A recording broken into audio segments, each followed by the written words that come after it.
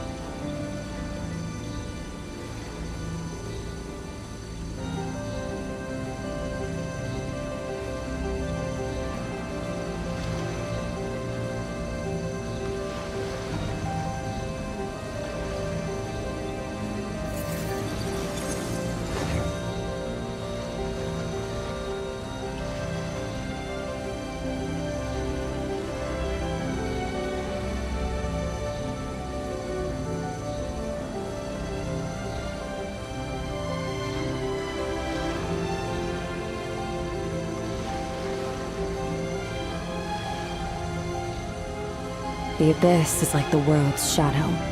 It's always there, and it will never perish.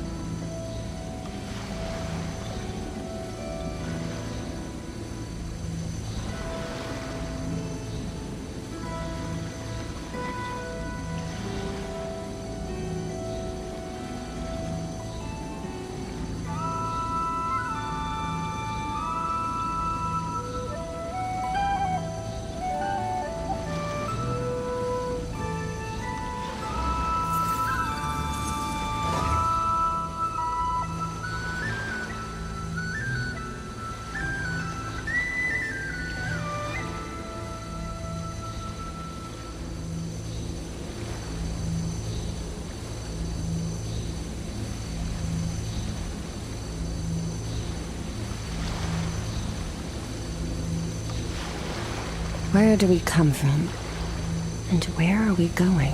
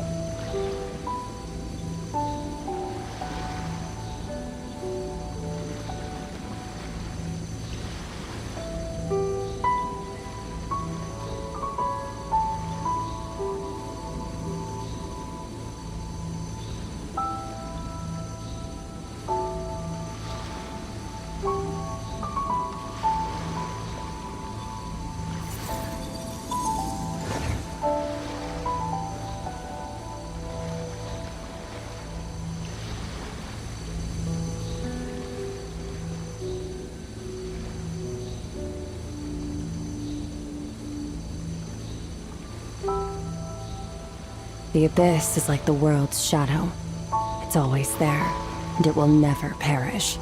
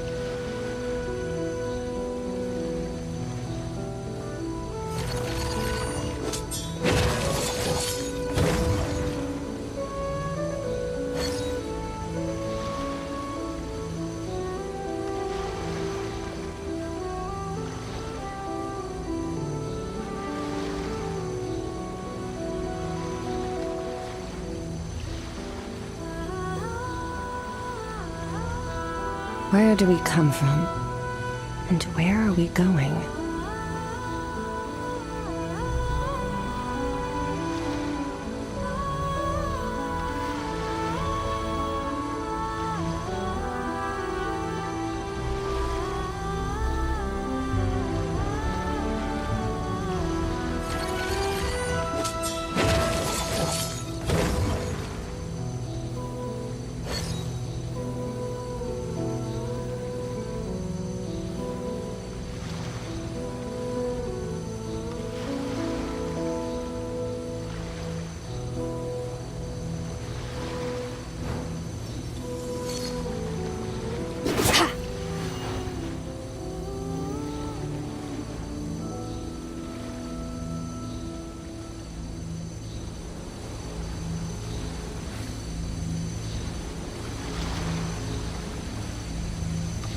The abyss is like the world's shadow.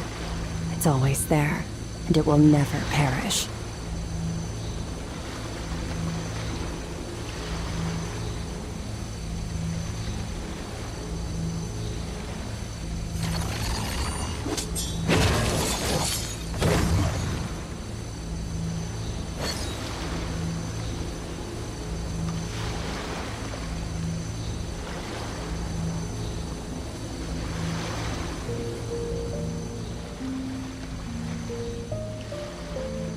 All things come to an end, even time itself.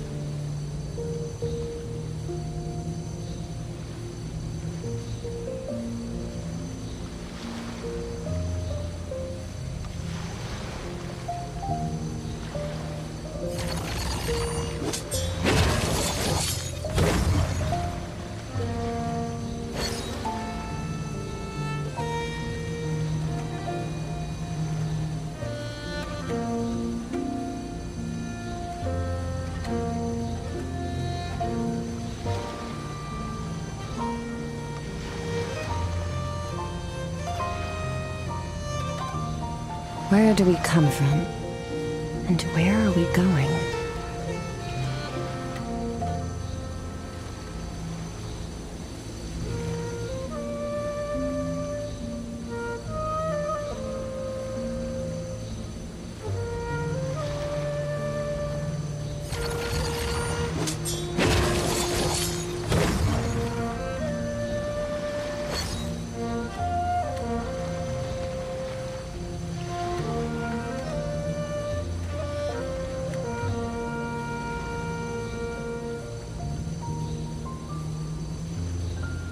The abyss is like the world's shadow. It's always there, and it will never perish.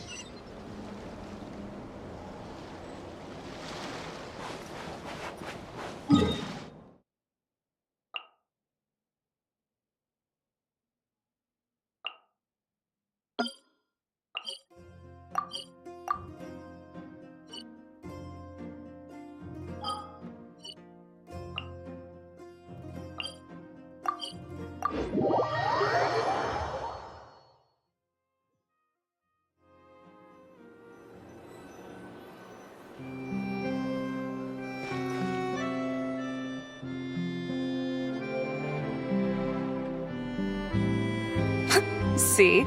Told you they'd be here. Xavier! Oh, and Shiori and Farina too!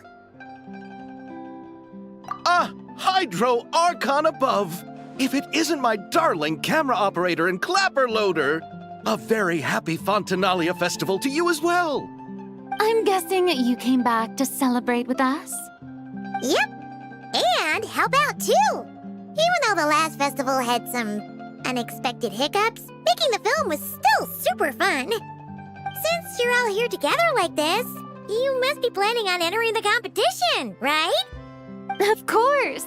A celebration of the entertainment industry. No one who's anyone would choose to sit this one out. It only happens once a year, after all. Fontaine Fashion Week might be more my speed, but the film festival brings in a lot of orders and boosts brand recognition, so I wasn't going to miss out either. A few new awards have been added this year, too. Best Director, Best Costume Design, oh, and Best Camera Operation. Ooh, sounds like we've got work to do. Come on, tell us! What's Musketeer Pictures film gonna be about? Oh, about that. What's wrong, Xavier? What's with that look? Oh, man, you weren't scammed by some shady investor again, were you? No, even I'm not naive enough to fall for something like that again. Besides, thanks to the fine people here, Musketeer Pictures has more than enough funds to shoot without investors. And yet problems persist. Huh? What do you mean? Well, we were planning to replicate our past success and shoot a film based on a popular novel.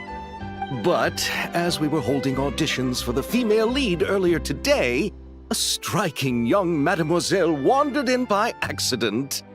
Her disposition was simply ethereal, the look in her eyes somewhat melancholic. Oh, I wish you could have been there. The awe I felt can scarcely be put to words.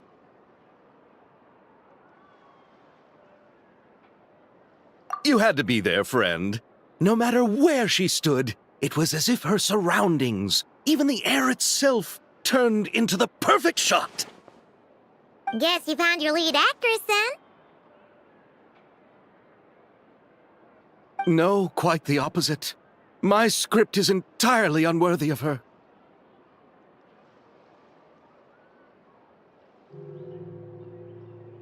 I fear it is. Nevertheless, I couldn't help but approach the mademoiselle to ask about her background and what brought her to Fontaine.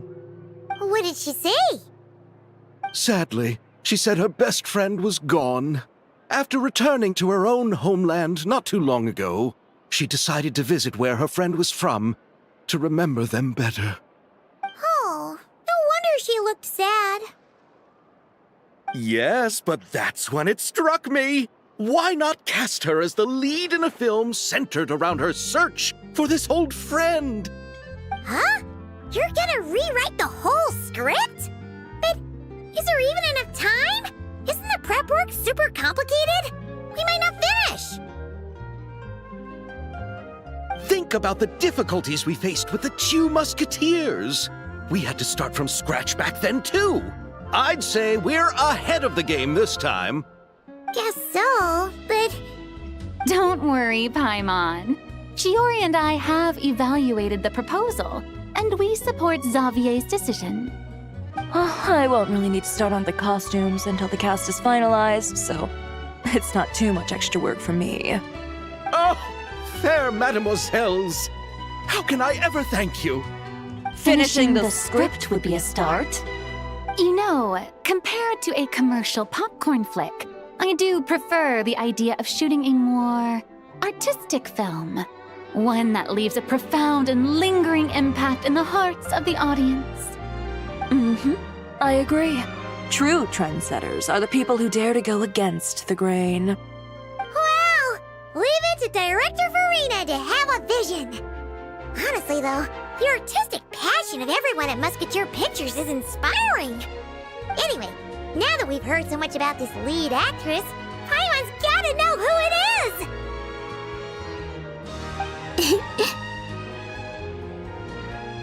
Ah! Columbina! What are you doing here? Hello. I was just walking past when I heard you talking about me, so I came over. Huh? You know Miss Columbina? Of course! Wait a second. Does this mean Columbina is the actress who inspired the whole rewrite?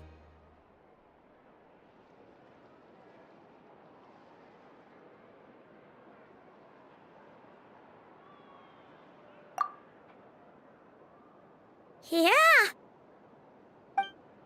Wait, so did you make the trip by yourself, Columbina? Yes. I mentioned how I wanted to visit other nations once things settled down in Notcry, remember? So I went to the curatorium to ask Never for advice. She told me about the film festival in Fontaine and said it might be fun to visit. I spoke to Lauma before I left too, and she thought it was a great idea to get out for a bit. It's just, I received quite different travel advice from the two of them. Oh? How so? Well, Lauma told me to go out and experience new things and make new friends. What a wonderful suggestion. That's how a trip should be. What about Nefer? She said, don't trust anyone and don't talk to strangers. Yep, that sounds like her. I can understand that too.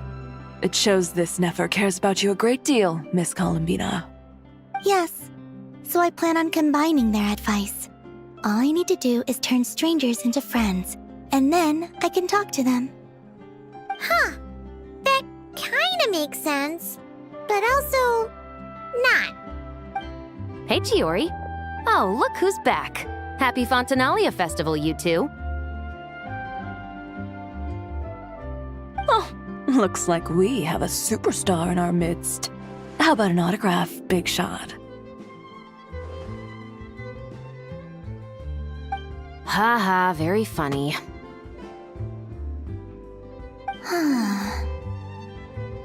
All settled then? Yep, the Duke gave his blessing, and I cleared it with the Udex. During the festival, inmates with good behavior will get a chance to spend some time on the outside. Under the stringent supervision of the Special Patrol, of course. Risley! It's been a while! Happy Fontanalia Festival! Does that mean Veronique and her brother will be at the festival? During a specific window of time, sure. Doesn't hurt to give the inmates something to look forward to. A little sun'll do them some good, I think. This is a friend from your travels, I'm guessing. Thought I heard something along those lines. Great! We should make some introductions, huh? Chevros, Risley, this is Columbina, a friend we met in Notcry. Welcome to Fontaine, Miss Columbina. I bet the weather's been quite an adjustment. Yeah.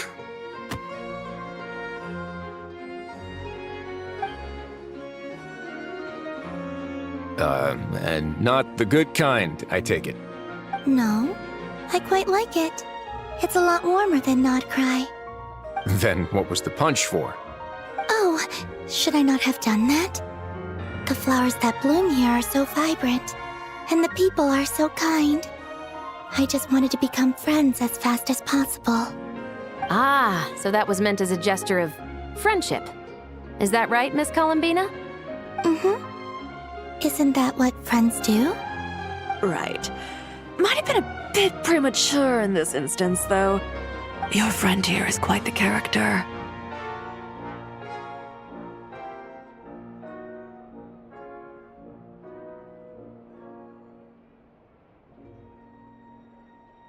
Good thing we said something. You weren't seriously gonna go around punching every single person in Fontaine, were you? No, just the ones I wanted to be friends with. That's not...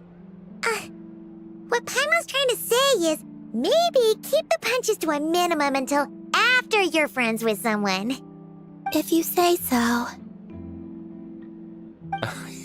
You're quite the character, Miss Columbina. So, Are we friends? Of course. Any friend of the Traveler is a friend of mine. Yeah. Oof.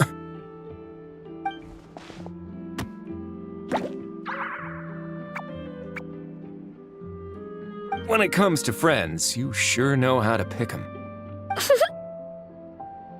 So Miss Columbina is the lead actress I've been hearing so much about.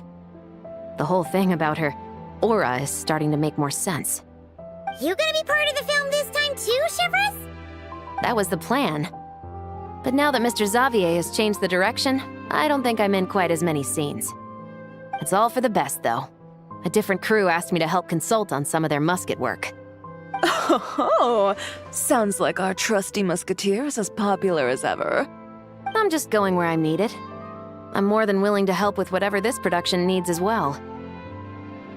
Ah, well, speaking of, would you happen to know if there are scenic locations around the court of Fontaine that other crews haven't booked? The festival's pretty popular this year, so there's not a lot left. You might just have to talk it over with the other productions and see if they'll let you squeeze in here and there. I see. Having trouble finding a filming location? Yes, we made a last-minute decision to go down a different route, so the indoor locations we reserved are no longer a good fit. And it looks like all of the best outdoor spots have been taken. You know, I might know a place. Good views, good atmosphere, and no production team has snatched it up. That sounds perfect! Where is it? You want me to reveal it just like that? Come on, let it be a surprise. As much as that sounds riveting, I think we should divide and conquer. You go do that, and Director Farina and I will take Miss Columbina around the city to discuss lighting and styling. Is that all right with you, Miss Columbina? Traveler?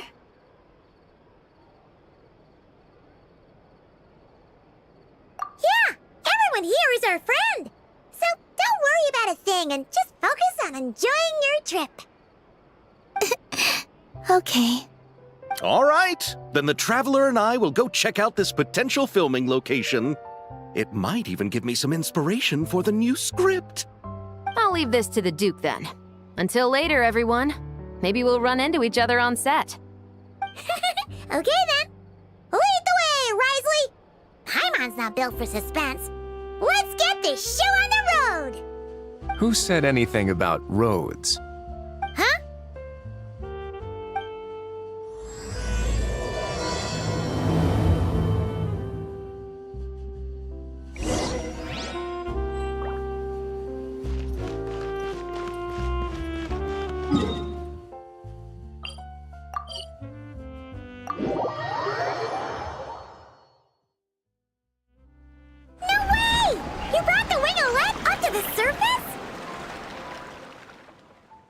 It'd make quite the grand backdrop for a film, don't you think? Paimon's more focused on the fact that this thing is supposed to be underwater, inside the fortress of Millipede. True.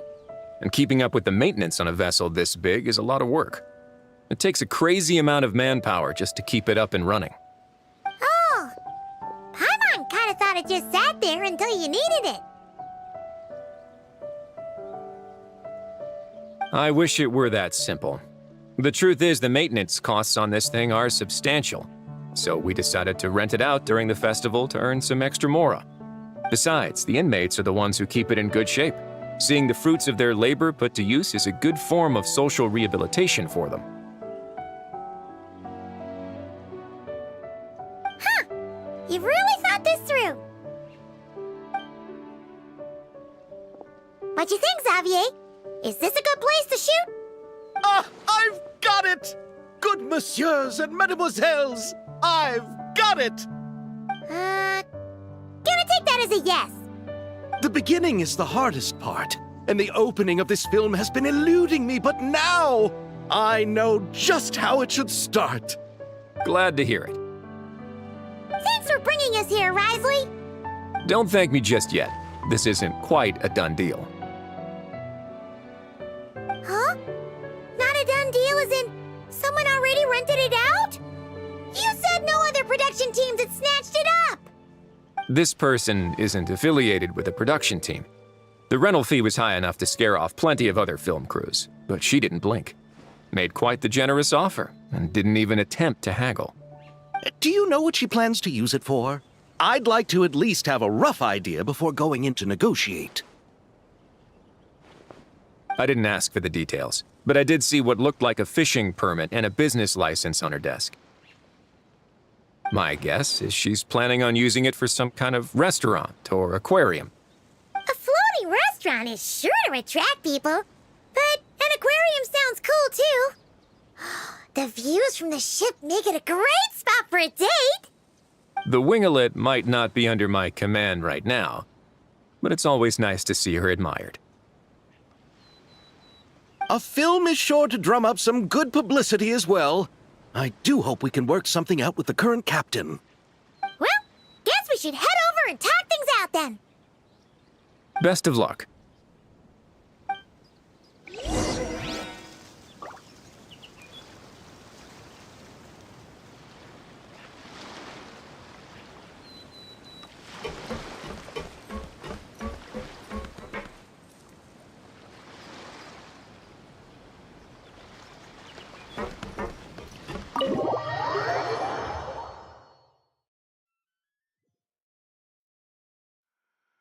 Wow! The winglet seems even bigger up close. The rooms are so spacious. Wonder who rented it out. Hello?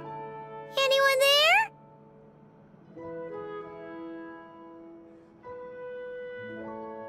Perhaps the captain had business to attend to elsewhere. But why rent such a massive boat just to have it sit here without even leaving so much as a note? Let's try again. Anyone there? Hello? Seriously? Right now? What is it gonna take to get some decent sleep around here? Is a nap too much to ask for? Sorry, the aquarium's closed for the... Huh?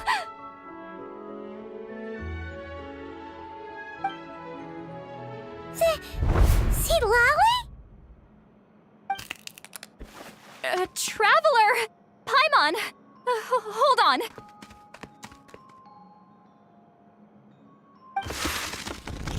This is just great! How am I gonna go out dressed like this? What happened to my regular clothes?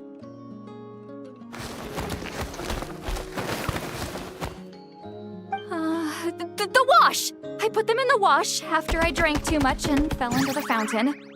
Oh, this can't be happening! Am I seriously gonna go out like this? Think we might have caught her at a bad time. See Lolly? I don't wanna hear it.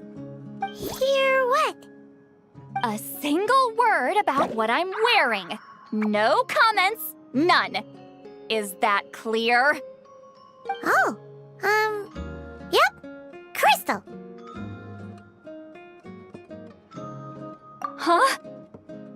You think so? No, wait, I told you not to say anything! What was... her thoughts. I heard her thoughts. How could I forget about that? This is so embarrassing. I seemed a little too pleased to get that compliment, didn't I? Wait, the mind reading went both ways. Does that mean the traveler's hearing all this too? You clearly did! Huh? What did we do? Paimon's not following. Nothing. It's nothing. Let's just move on. Did you need something? You're not here alone, I see.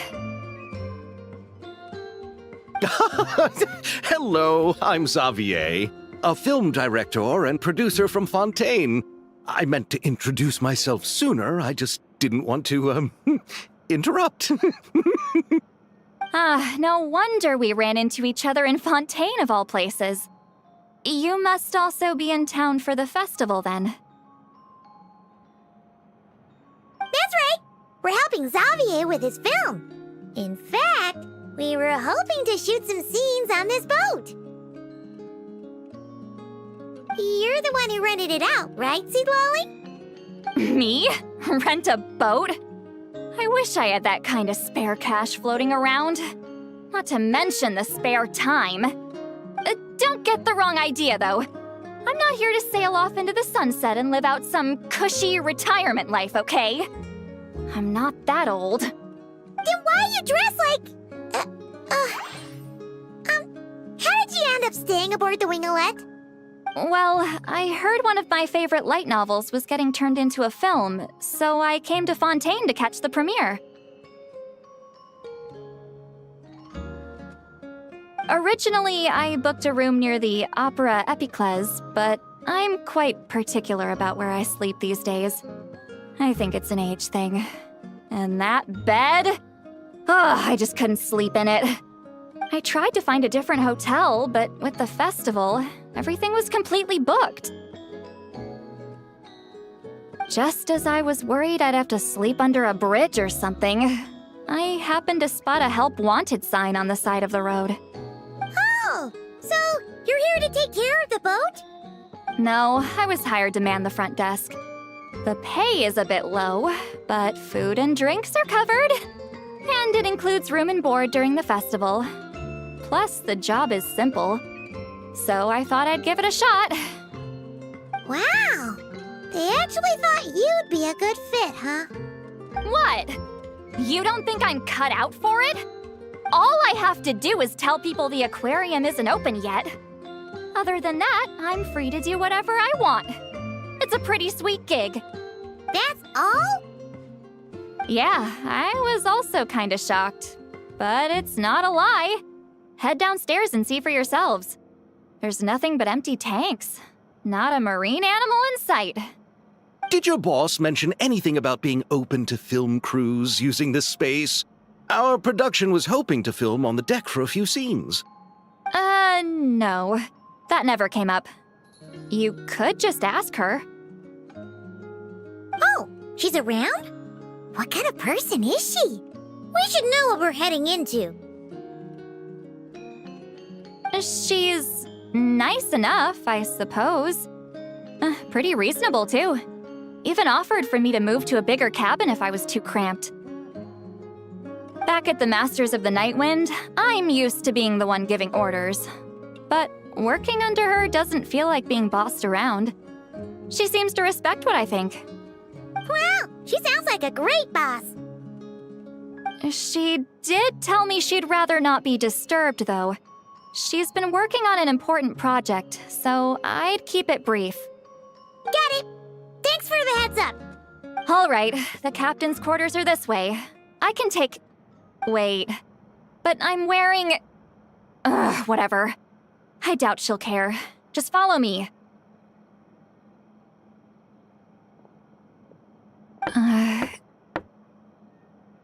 Miss Guillotin? These visitors were hoping to ask you about something.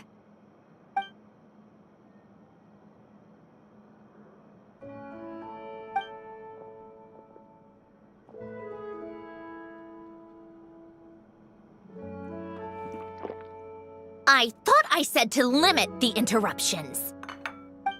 Just tell them the aquarium is still...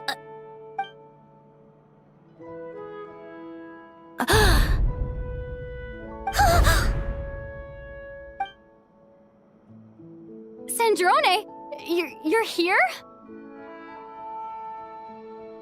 Huh? You know each other?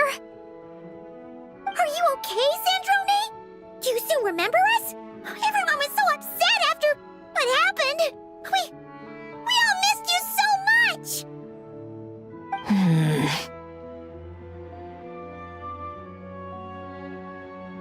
Miss seat, Lolly. Why don't you escort this gentleman to the reception area for a cup of tea? I have something to discuss with these two in private. Ah, I see. Right this way, Mr. Xavier.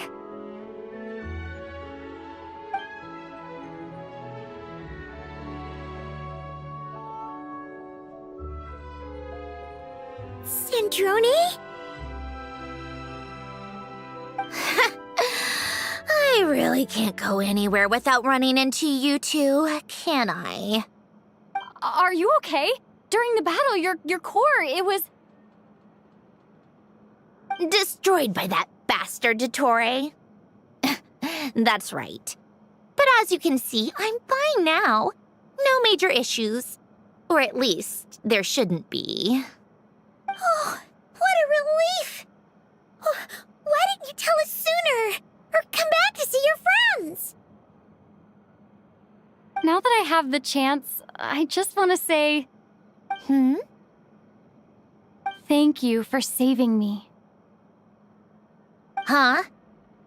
Don't get the wrong idea. I only saved you so we could complete that formula and defeat Dottore once and for all. Even if he did crawl back from the grave to make us all miserable again.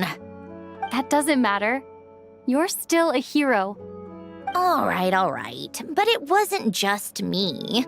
All I did was lend my brilliant mind to the cause and take care of one part of the plan. Although, I'm not denying it would have fallen apart without me. You got that right. You're amazing. But how did you go from From a lifeless pile of scrap to looking like this? Well, my mom was trying to put it a bit more gently, but yeah. Where do I even start?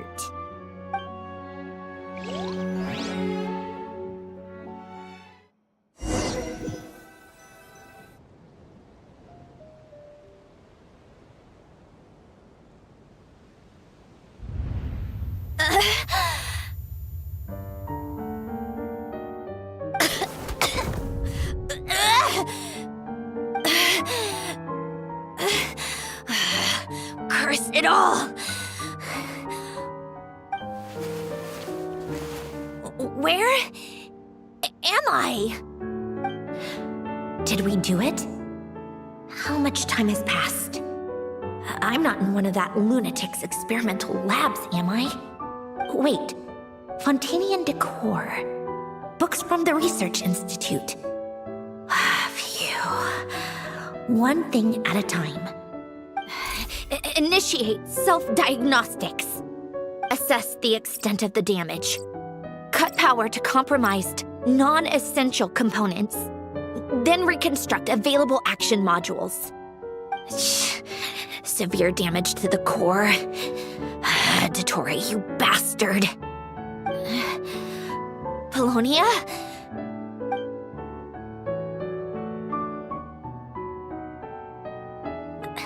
Polonia, wake up! Activate!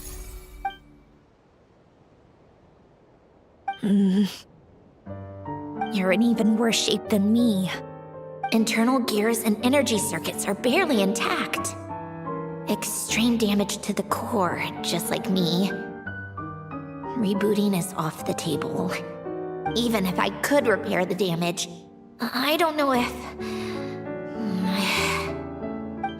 You used up all your critical energy in those final moments, didn't you?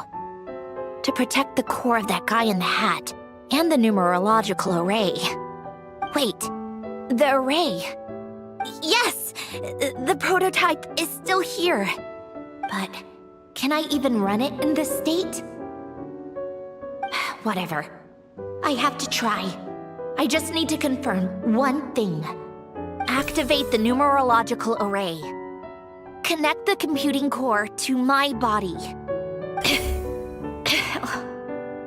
Just like I thought. It needs too much computing power.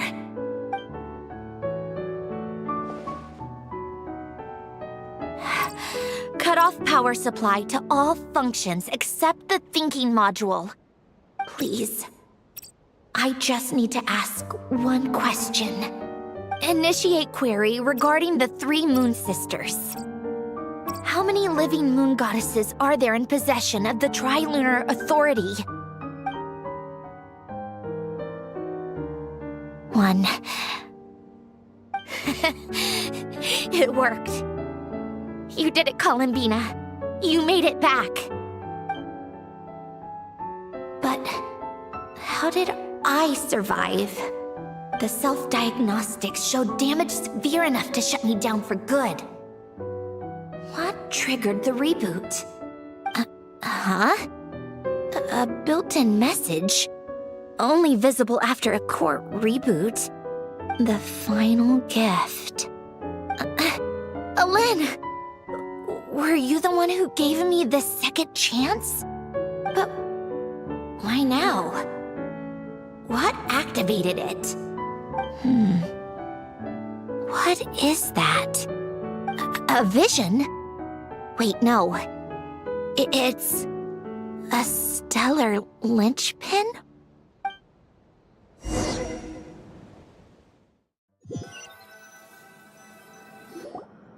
A stellar linchpin? What's that? You can think of it as a rare kind of vision. As for what causes one to manifest, well, that's still unknown. But in Snezhnaya, or in Afatui's research at least, it's believed to have some connection to the third descender. The third descender? We knew his remains were used to create the Gnosis, but this is the first we're hearing about a stellar linchpin. You knew about the remains? Right, of course. Look who I'm talking to. Yes, the heavenly principles used the remains of the third descender to create the 7 Gnosis as a means to consolidate the Archon system. Visions result from that same system, so extrapolating from there, it's clear that the manifestation of a vision is also, to some extent, related to the third descender. Still following?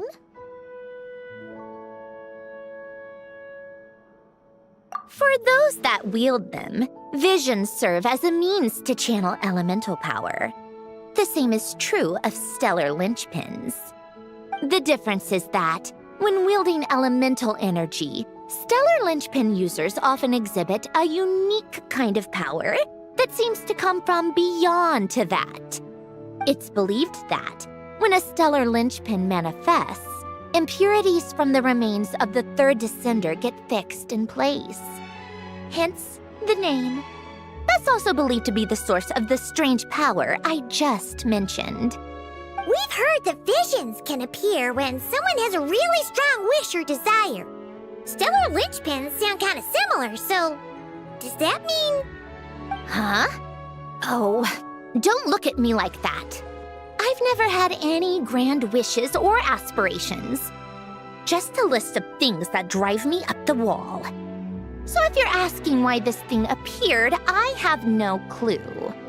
All I know is that without it, the gift Alen left me, this built-in second chance, never would have triggered. The damage to my core was too severe. But thanks to the stellar linchpin's manifestation, it did trigger. And after my core rebooted, I was able to repair the damage to my body. I also managed to import the numerological array, along with some of Polonia's surviving algorithms, into this form. Wait, does that mean Polonia is... Yes. Unfortunately, Polonia is... beyond repair. Oh, we're so sorry to hear that. But you also mentioned something about a final gift? Yes. Alen often spoke to me about wishes and desires when he was alive. I suppose he thought there might come a day when I wished for something, and was willing to sacrifice my own life to fulfill it. So he left me a chance to start over. No, never. Alen once said I was his proudest masterpiece. That might sound boastful coming from me, but it's also an undeniable fact. After Alen died, I started studying how Polonia and I worked. Polonia is essentially a computational machine, so it wasn't difficult to figure out the mechanical principles there.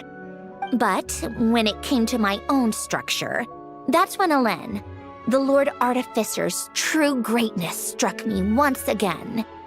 I attempted to imitate it when I created Catherine, but in the end, she turned out to be nothing more than a superficial replica. What? But his creation skill, Catherine, is super impressive. We were shocked when we first found out she was a puppet. No, she's nothing compared to what Hélène was able to create. Some of the mechanical principles of my own core are still a complete mystery to me. Keeping that gift hidden wasn't even a challenge for him. Just a shame I had to waste it on fighting Dottore. I just couldn't stand the thought of him coming out on top.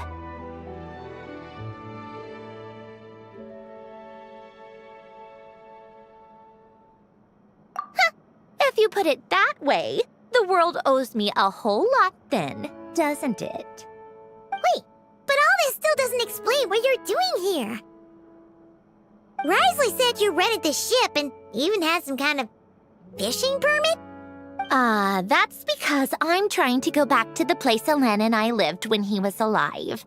My former home, I suppose you could say. The second chance wasn't the only part of the gift. According to the message, Hélène left me a few other things that are stored in the house we shared together. I'm hoping that whatever he left me can help fix certain anomalies in my rebooted core.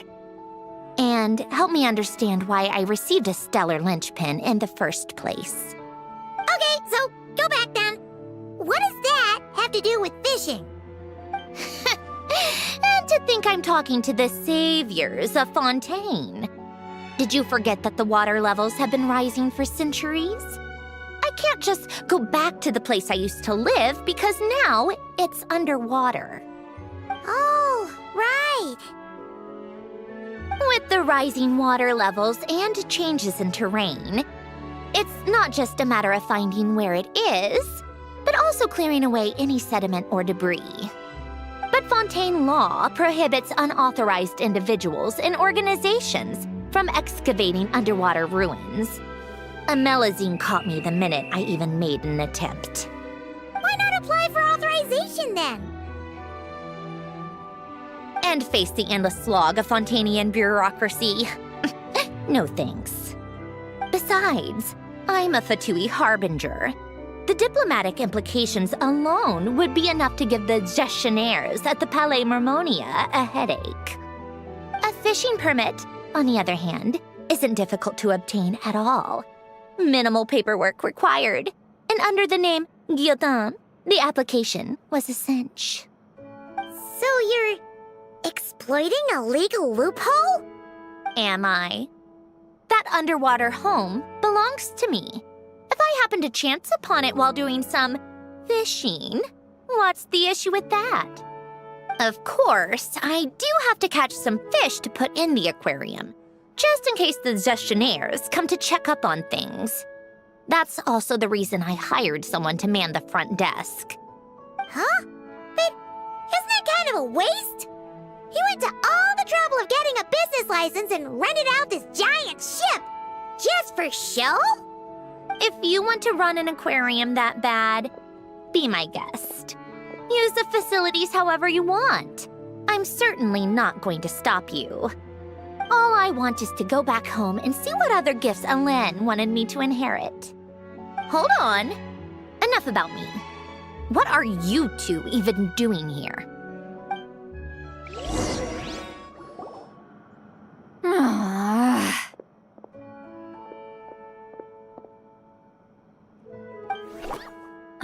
Seriously?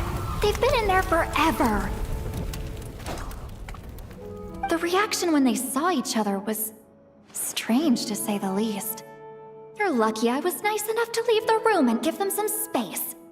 Back in the Masters of the Nightwind, I'm the one who gets to kick people out. I just want to know what they're talking about.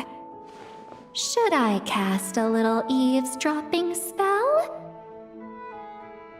no, what am I thinking? I'm Granny Eastley, the great shaman of the Masters of the Nightwind. I can't do something like that. This is just ridiculous. Making me wait out here for so long? Where's their respect for their elders? Oh, here they are. Were you back there arguing or something? What took you so long?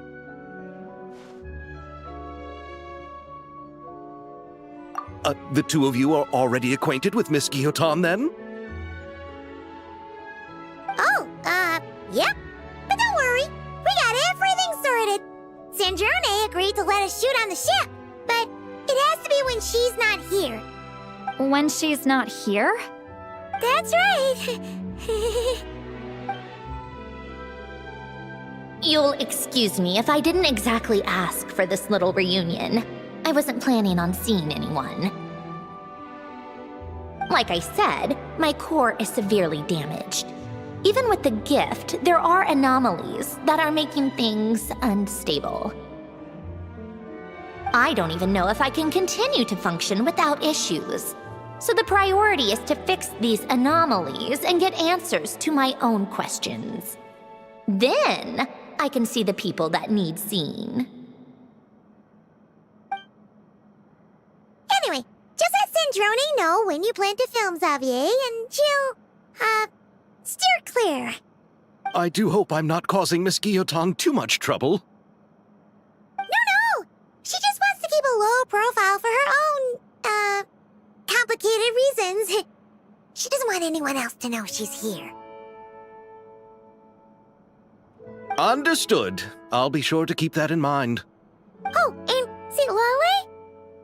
Huh?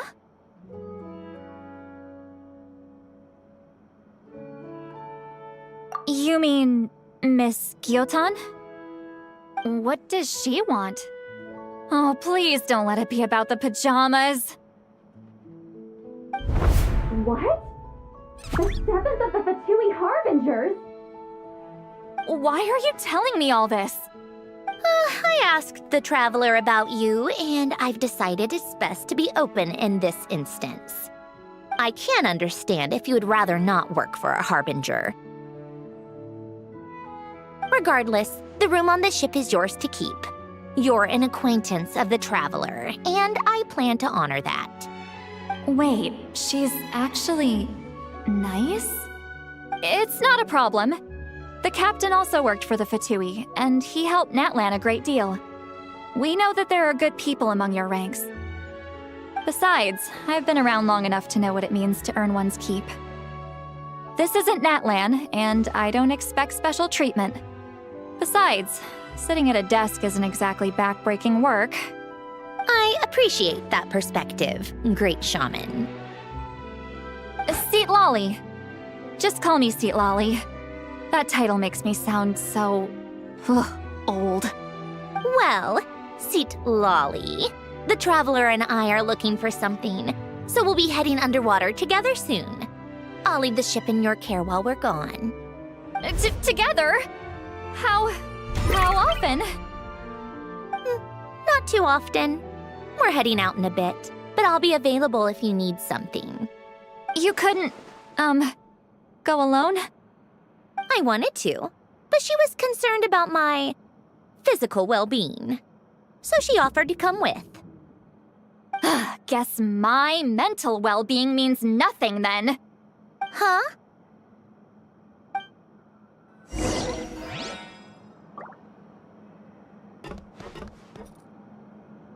Just be quick about the whole thing, okay?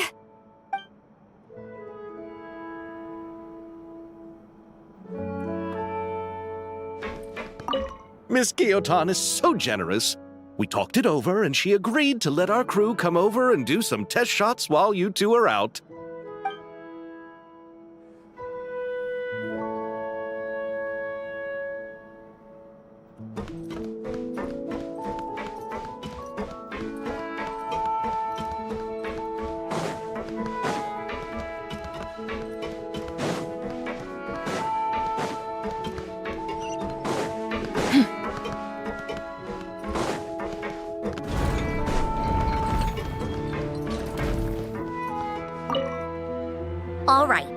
Our first stop is the Beryl region.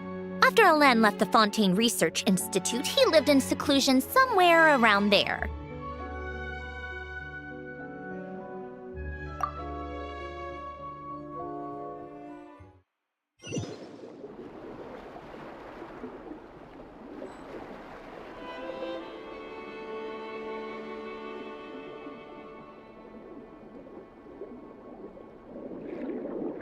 Huh.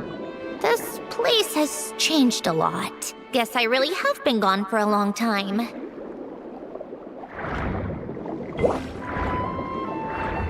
Let's look around and see what we can learn. Oh, and don't forget to catch a few to take back. We need to keep up appearances, remember?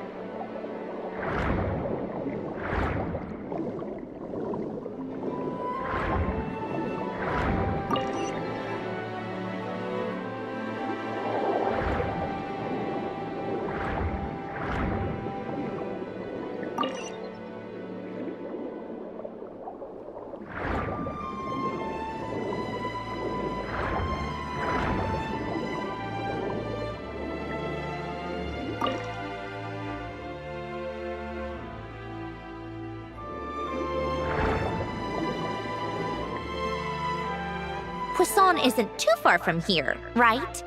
It's all a bit nostalgic, I guess.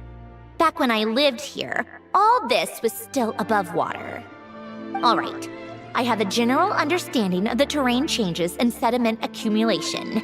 We can stop here for now.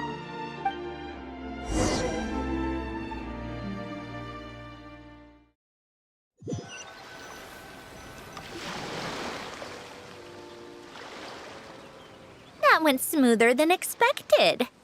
I appreciate the help. No problem. You doing okay though, Syndrome? Seeing your home look nothing like you remember, that can't be easy. I'm fine. Times change. People change. That's the one thing you can actually count on. I made peace with that a long time ago. You should head back and put them in the aquarium tanks. We finished ahead of schedule, so your crew is probably still on the ship. I'll follow in a bit. Right. Xavier said he was gonna test out a couple of shots.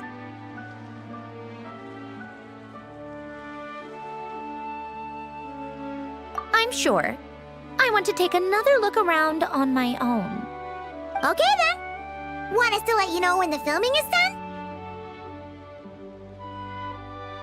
No need. Columbina relies on Kuvaki to perceive her surroundings. In Nodcry, her senses are heightened because Kuvaki is everywhere. But here, as long as she doesn't activate her abilities, her range of perception should be equivalent to an average person's line of sight. I figured that out back in Snezhnaya. That's oddly specific. I have hiding from her down to a science. So, what? Things might be a bit different now that she's merged with the Moon Sisters, but I doubt there's been a drastic change. The point is, you two can head back. Don't worry about me.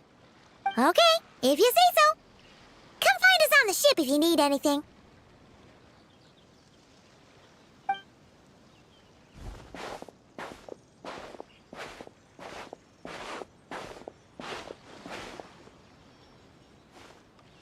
What did you leave for me, Alain? Did you know I would come back? Or did you make it so I would have to?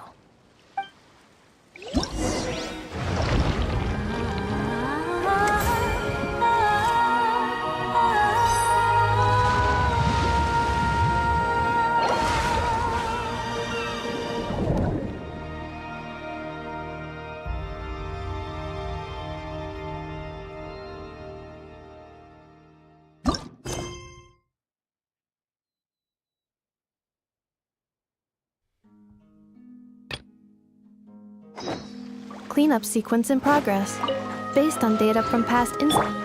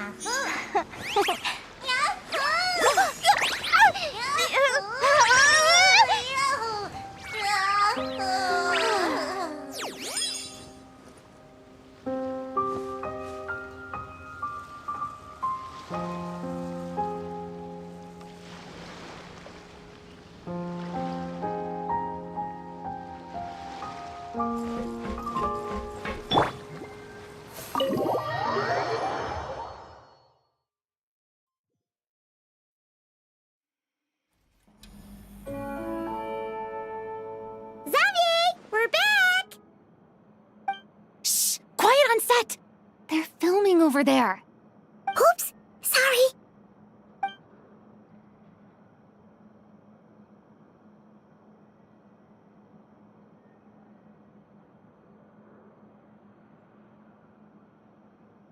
What's your take, Detective? Bullet wound to the chest. Gunpowder residue on the clothes. The victim must have been shot at close range. You think it was someone they knew? Yes. It's possible the suspect arranged for them to meet at this very spot. A reasonable deduction. But you're overlooking a crucial clue. What? The victim's pocket watch is missing. And cut! I think we got it! Good work, everyone! Phew, finally. Acting was nerve-wracking for me when I first tried it too. Just loosen up, and you'll get used to it in no time. Severus! Charlotte!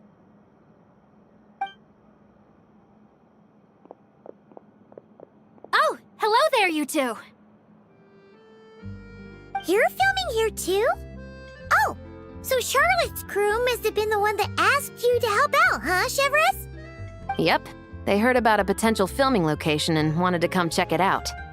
But when we got here, your crew had already beaten us to it. Luckily, Xavier and our director, Lapine Pauline, go way back. In the end, we agreed to just share each other's filming locations. Considering all the last-minute changes, that's just what Musketeer Pictures needed. For sure! Based off the scene just now, you must be the star of the film, Charlotte! You bet! This detective costume really suits me, don't you think? Oh, for sure. You're already right at home lurking in the shadows taking pictures of this and that. Add a notepad and you're practically method. Thanks, Miss Chiori.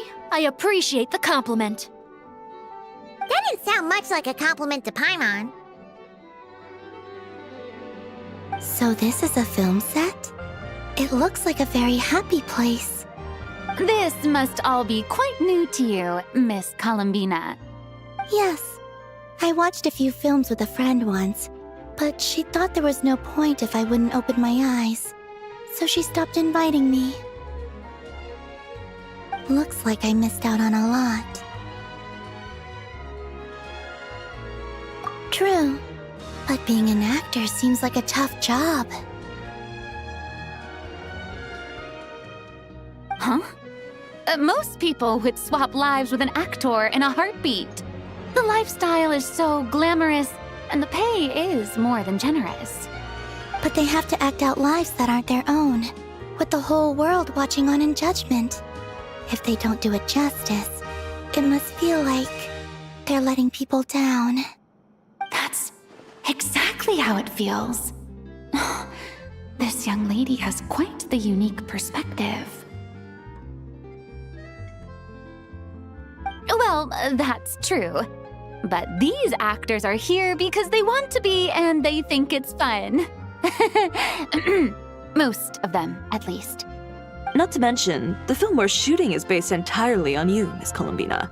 You just need to be true to yourself. I don't have to pretend to be someone I'm not? Not at all. Authenticity is what we're after. For example, this first scene opens with you on the boat, sailing to your friend's homeland. You just need to think about that moment in the story and picture how you would feel. Oh, okay. We're all here? Wonderful! Let's head to the deck and get shooting. Oh, and this is for you, dear Paimon, your clapperboard. Whoa! Is this the same one Paimon used for the Two Musketeers? The very same. I saved it just for you. Thanks, Xavier! Feels like being reunited with an old friend. Of course! That said, I have a different job in mind for you this time, Traveler. Our film is focusing on a single protagonist, so conveying the subtle changes in her state of mind is of the utmost importance. In addition to the actor's own performance, another way we can convey that is through lighting. Huh? But there's already a lighting specialist, isn't there? Yes, but it's clear the Traveler and Miss Columbina share a deep bond. You might have a better chance of understanding her frame of mind in certain scenes. Oh, that makes sense. So, what do you say? Willing to take on the role of lighting specialist?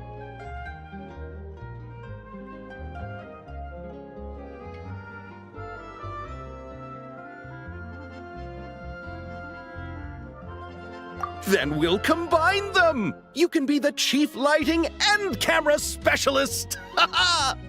It's settled! I leave the job of translating our leading lady's inner thoughts in your capable hands.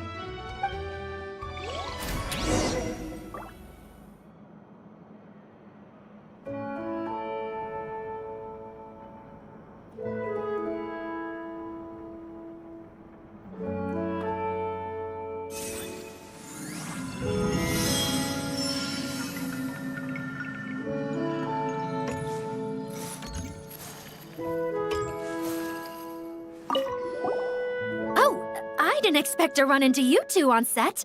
Happy Fontanalia Festival. Nice acting back there, Charlotte. Thanks. I'm, usually the one behind the camera, so it's actually pretty nerve-wracking being the center of all that attention. But I've known Miss Lapine Pauline for quite some time, so we work really well together. Miss Lapine Pauline prefers to assign roles based on our own personalities. She'll even adjust the script to make it a better fit. The scene from earlier was just me and Chevres, but Navi and Emily are also going to be taking part. Ooh, that's quite the lineup. Your film's leading lady also seems like quite the score. Just on first impressions alone, it's clear she's someone special. Guess we'll just have to wait and see who wins Best Picture and gets to go home with the Farina Award.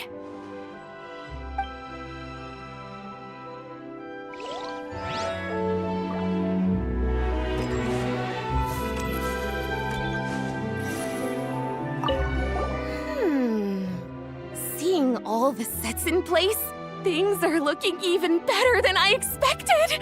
The actors are doing great too. Editing it all together is gonna be a piece of cake. Bet I can finish it in one night. Hi, Lapine Pauline. Hey, you're back! The timing couldn't be more perfect. If there's one thing you absolutely can't miss, it's the Fontanalia Film Festival. And you're a director this time. That's so cool. It's all thanks to my apprentice, Nanette. She's the one who told me to read Great Detective Herlock in the first place. And then it struck me. This would make a great film. What about your savings, though? You didn't... Yep, I went all in. Paimon was worried you'd say that. Oh, relax. It's different this time. I met director Xavier back during my camera outsourcing days, so I got to know the industry a bit. I know exactly what our film needs and what the fans want to see. So be sure to check it out. I'm confident we've got a winner on our hands. Sounds like it. But we've got some filming chops ourselves. It's definitely still anyone's game. Then may the best film win.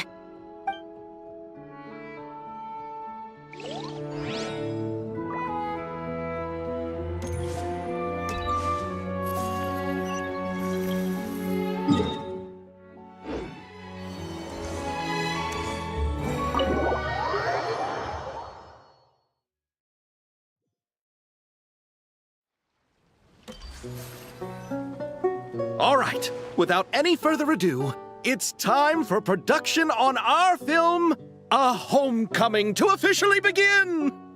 Turning it over to you once again, Director Farina. All right. Positions, everyone! Camera operator, clapper loader, get set up. Let me know when lighting is good to go.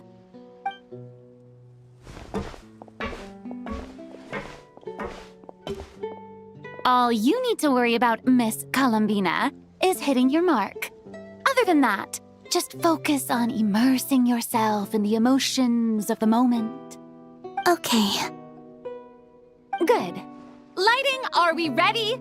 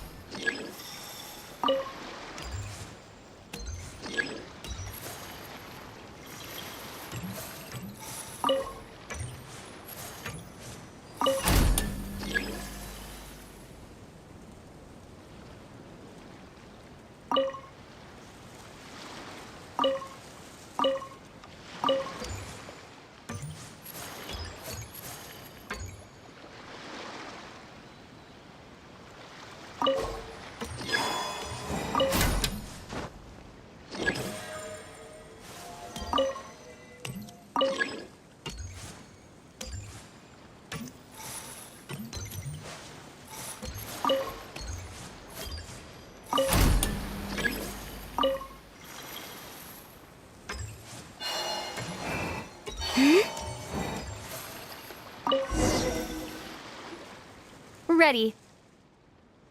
All right, quiet on set. 3, 2, 1, action! This is her homeland. Columbina. Cut! The emotions I'm looking for were definitely there. Let's just try to keep it a bit more natural. Oh, but definitely keep that gesture at the end. I loved how real it felt. You looked genuinely moved. All right, if you're ready, let's go for another take. Miss Columbina? That presence. It kind of felt like... Sandrone?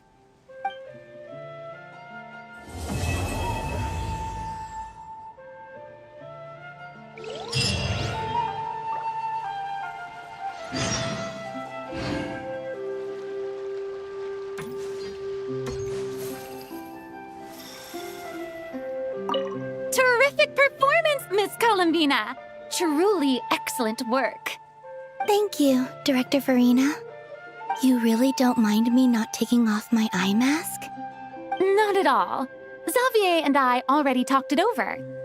The character is based on you, so there's no need to change what you're accustomed to doing. Besides, the mask could become one of the defining traits of our film's leading lady. Just like you suggested, we'll leave the reveal to the more important moments.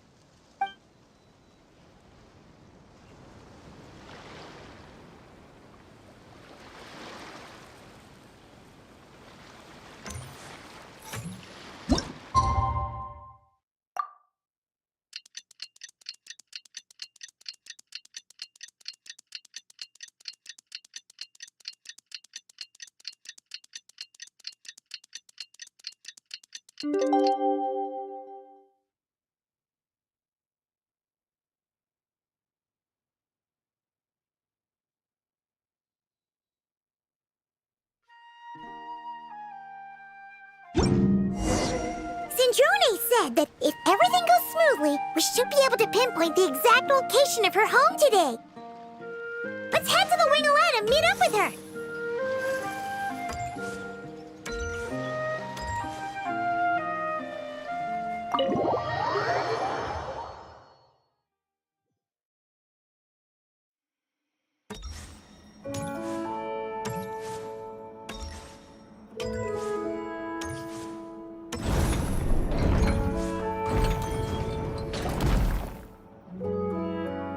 Ah, you're here.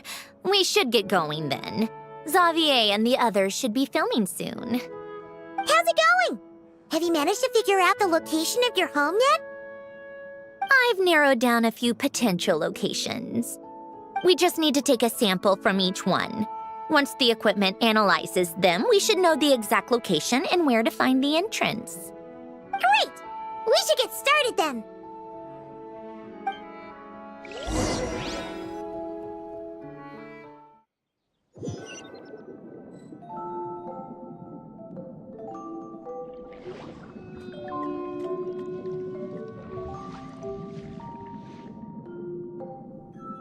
All right, let's get a move on.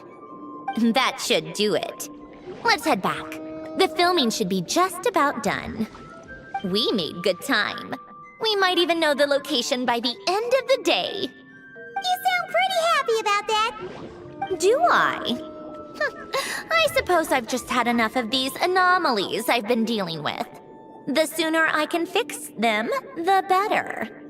Anyway, enough chit-chat. We have work to do. Oh, but let's head in through the side door. I don't want to run into the crew on the deck.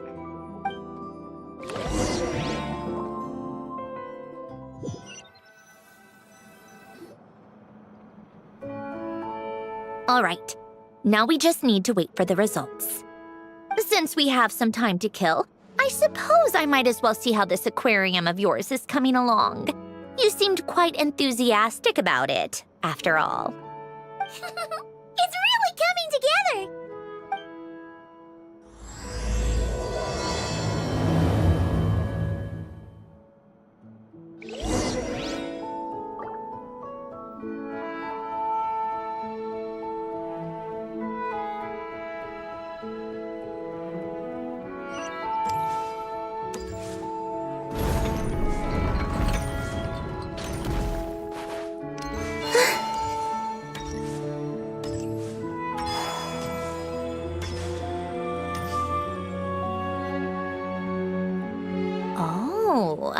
Kind of impressive, actually. These must be the ones we caught the first time we went underwater. Like it? It's fine, I guess. Nothing special. Come on! It sounded like you really liked it just now. You're that proud of it? Is this a sense of accomplishment or something? Well, yeah. And it's pretty. You know it's gonna be gone soon, though, right? What do you mean? After the festival, this ship will be returned to the fortress of Meropide, and this aquarium will be no more. So? So, no matter how much work you put into this place, once the festival is over, it's all just going to disappear. But not making the most of it when we have the chance is an even bigger waste. But if you know it's all going to be gone one day, why even bother? Well, Because you still get to keep the things you gain along the way. And those are things that can never be replaced. Doesn't that make losing them even harder? well, if you put it like that. But the happy memories we make along the way last forever. You just have to take a more glass half full perspective. Not to mention, everything we do here is going to be on film, so it'll still live on in some shape or form. And when you look back on it, only happy memories will come to mind? Exactly! So it's about finding joy in the process itself. Traveler! You're back already? What's wrong with that? You say that like it's terrible news or something. How did you get here? I didn't see you on the deck. Oh, never mind. We need to help Miss Guillotin hide ASAP. The crew is heading over here to shoot any second. What? They should be done by now. There was a mishap earlier that cost them some time. I was waiting on deck so I could warn you the minute you showed up. Anyway, you should head back to the captain's cabin right away. They're gonna be here any minute now. Ugh, finally! That's a wrap for the scenes on the deck. Wouldn't have taken half as long if the wind hadn't snapped our equipment in two. Uh-oh! Too late! Change of plans then. You'll just have to hide. Hide? And where exactly am I supposed to do that? I thought you took the day off to take care of something. Huh? Oh, well, it didn't take as long as we were expecting, so we came back early. What about you guys? You're still not done shooting for the day? No, we ran into an issue that, set us back. It meant Miss Charlotte's crew wasn't able to wrap either. We both still have scenes to shoot in this aquarium. Oh, that's not ideal. For several reasons. Let us help then. The sooner we wrap, the sooner everyone can get some rest. All right. Thanks, you two. Miss Charlotte's crew can go first then. If I'm not mistaken, you still have a night shoot later. Thanks, Director Farina! Of course. Fellow artists should help each other out where we can. Agreed. Well then, camera, lights, get set up. Actors, give your lines a quick once-over. Let's try to get this in one take.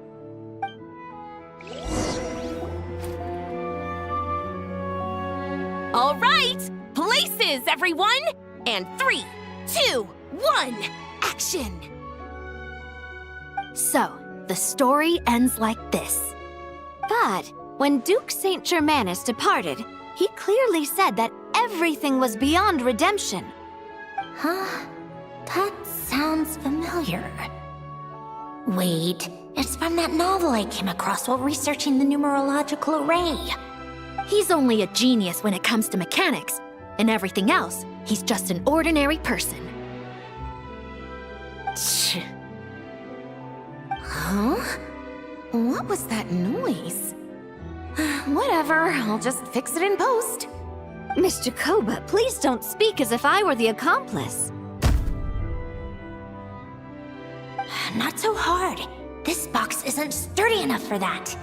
This is why I keep saying, don't put too much trust in Clockwork Mecha. Unlike humans, machines don't have a heart.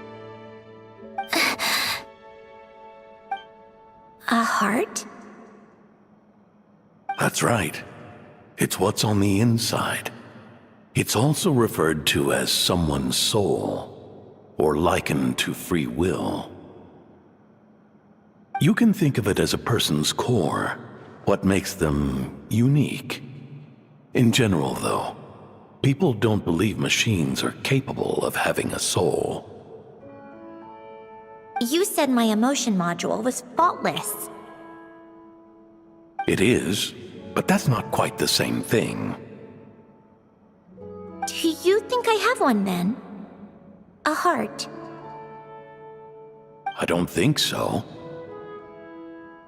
I know so. The question is, do you recognize it within yourself? That's where you're wrong. I can't believe this. Forcing me to hide in a box and listen to this drivel. Me. In the end, clocks tick through tranquil years. Fish swim in crystalline springs. No matter how grand a dream is, it will fade away like this. Forlorn, wordless, silent. And cut. That was a long one. What did you think? If she makes them do another take, I'm going to flip a lid. And not just the one to this box. Oh, there were some weird audio things going on, but acting-wise, it was great! It's a keeper!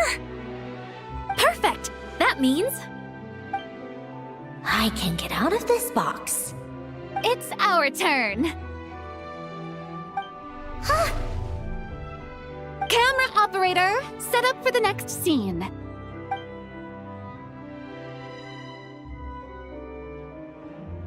In this one, our protagonist peruses an aquarium in a foreign land and gets swept up in memories of her friend. So, in terms of lighting, that's the vibe we're going for. Got that? Shoot. Paimon thought there would be a break and Zandroni could slip away. What are we gonna do now?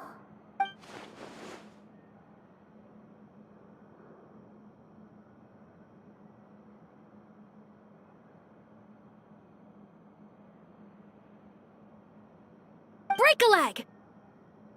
Yep, we're headed off to shoot our next scene.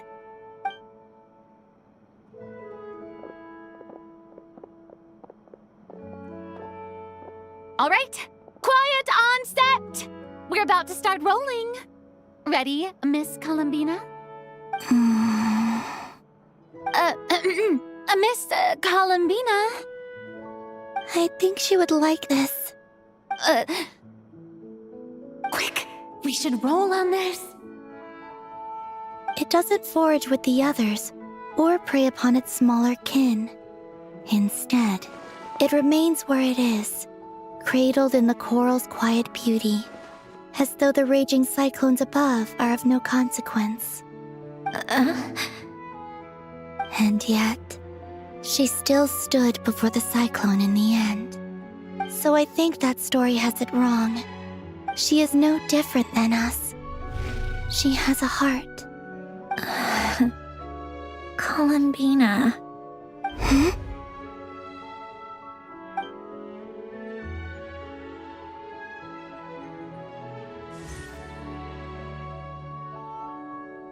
Uh-oh. Is she onto us?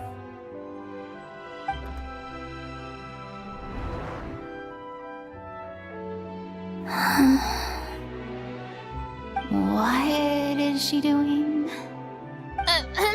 Cut! You okay, Columbina?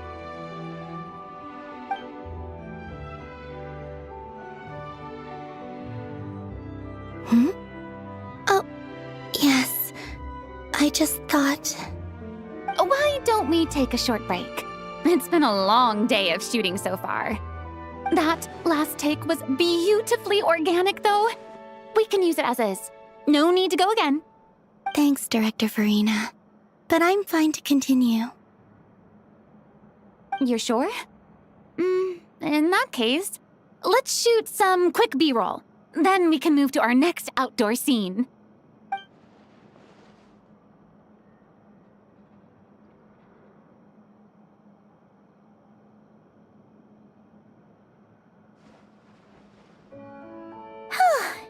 We're in the clear this time.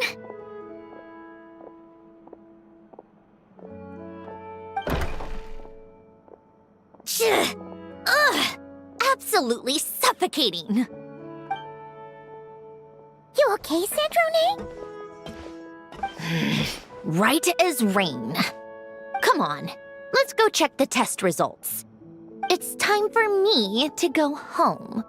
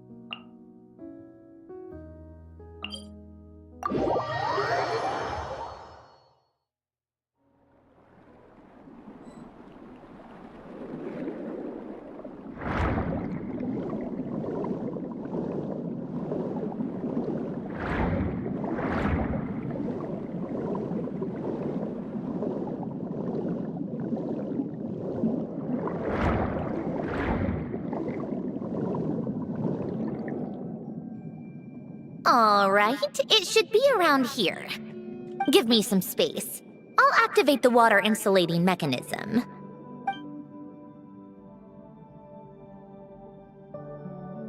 The what?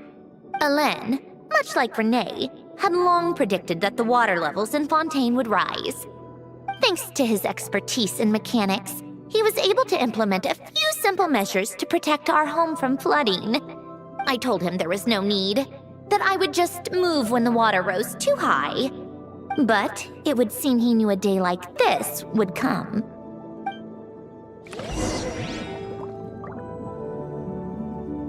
All right, the silt has been cleared away.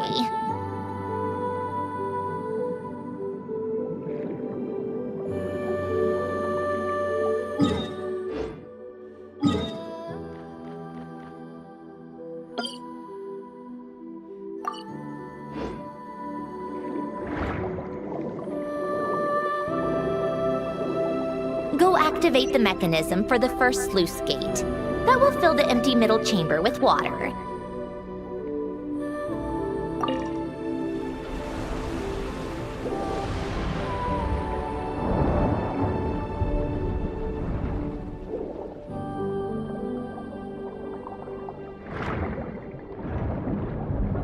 All right, now turn on the drainage mechanism in front of the second sluice gate, and this chamber will become empty once again.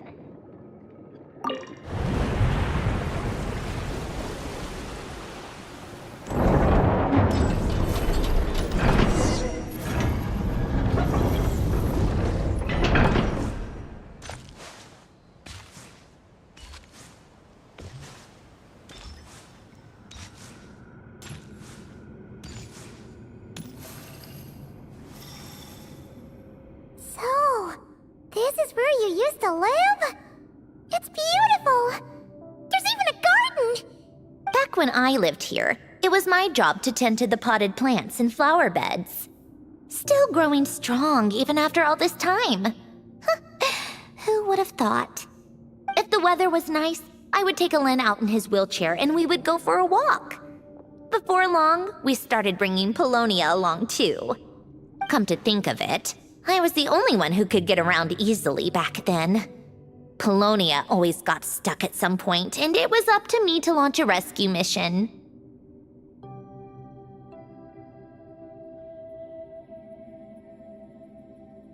Happy? I suppose they were. Uneventful, but pleasant. Repetitive, but peaceful. It was like living in a world where time didn't exist. Of course, that was all just an illusion. Death still awaits all of us at the end. Oh. All right, enough standing around. Let's head inside.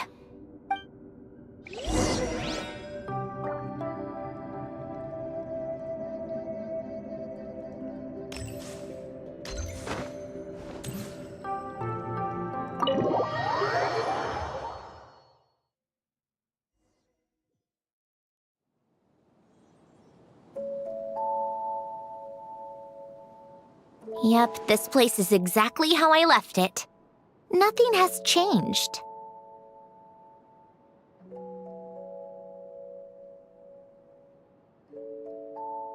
What is it? Huh? How did you get... Oh, Arlecchino gave it to you, didn't she? And you... read the whole thing. Just so you know, a lot of that was written a long time ago. At that very desk, to be exact. Anyway, since you've already read it, you should just hold on to it. I can always start a new one. Well, feel free to look around. I'm going to start looking for the gift Alain mentioned. Oh, but be careful with the stuff around here. I'm not saying you can't touch anything. Just try not to choke on the dust. Polonia.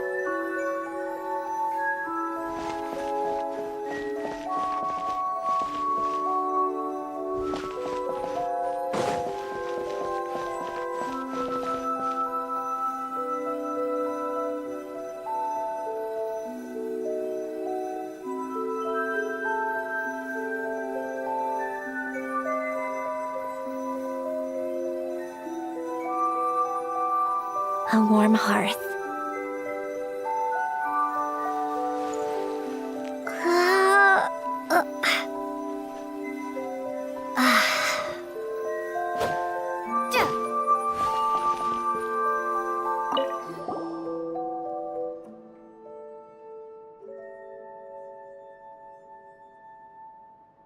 Wait, the people in this picture look kind of familiar.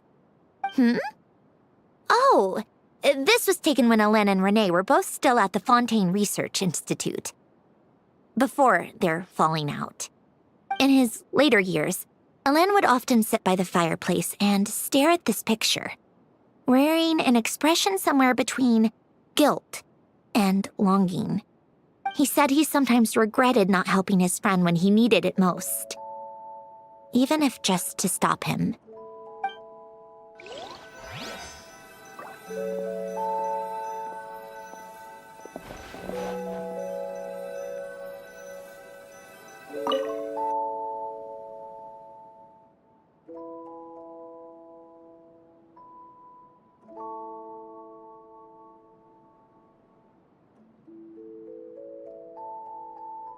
Oh, these are some of Hélène's drafts from his later years.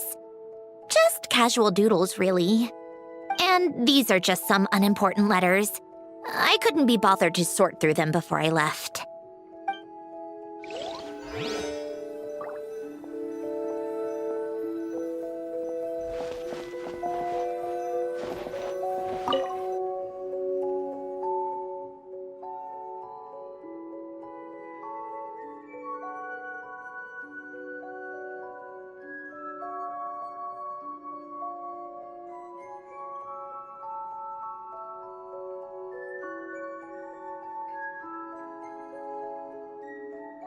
Oh, I played with these when I was little. During the first few months after I was created, I mean. At first, Hélène and I would play together, but it didn't take long for me to become unbeatable. So, Polonia and I played together instead. Yeah, these don't look like Paimon's kind of games. Logic and math puzzles? Those happen to be my specialty. It's been so long. What do you say? Should we play a few rounds?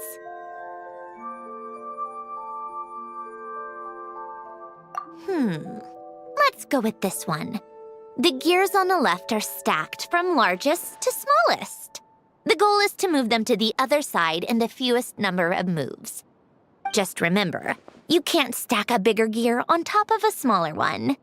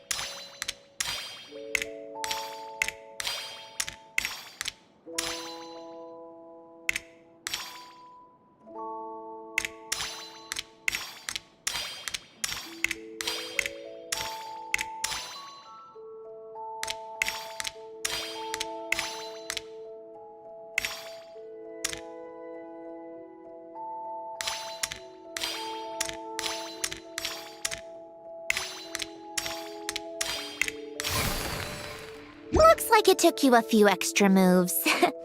My first attempt was the same. You'll get better with practice. Well, what did you think of the game? You showed quite a bit of promise, too. We should do this again sometime. There are other puzzles we could try.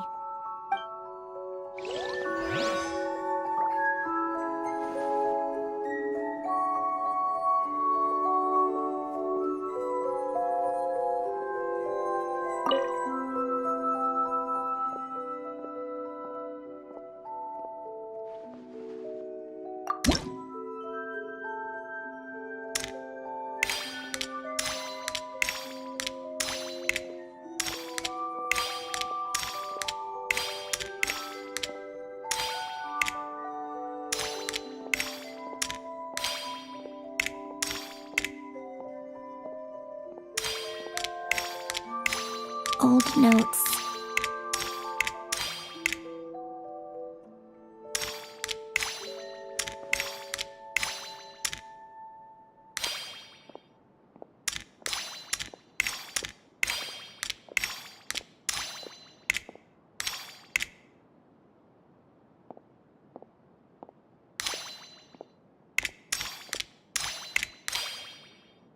A warm hearth.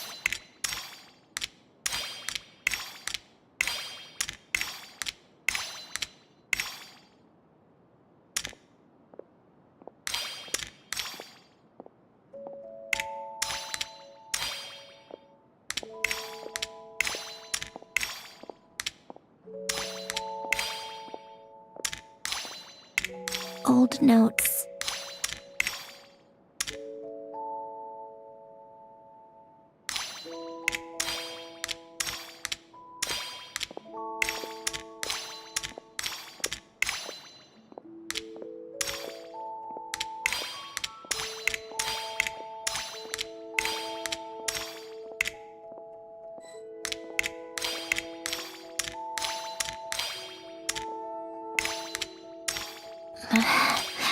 Polonia.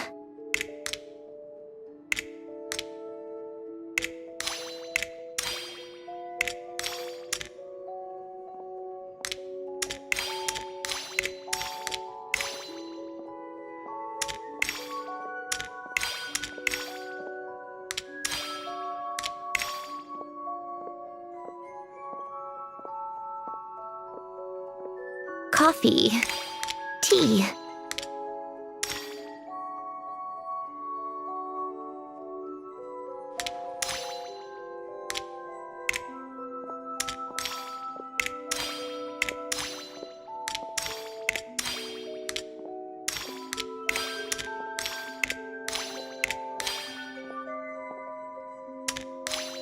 Old notes.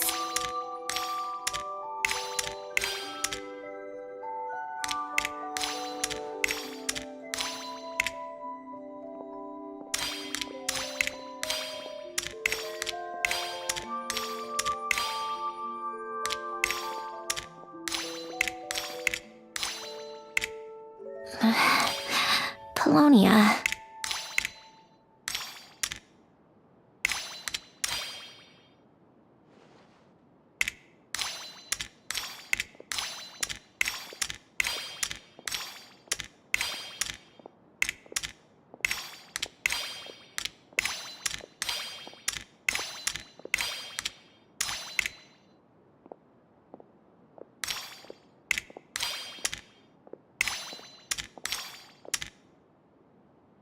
Old notes.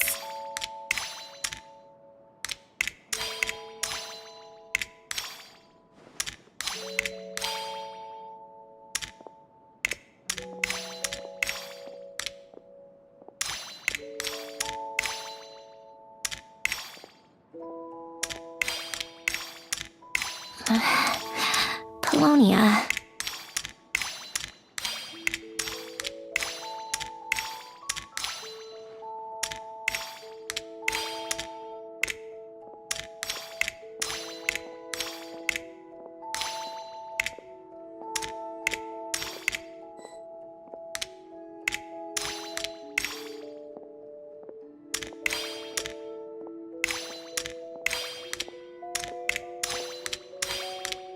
Old notes.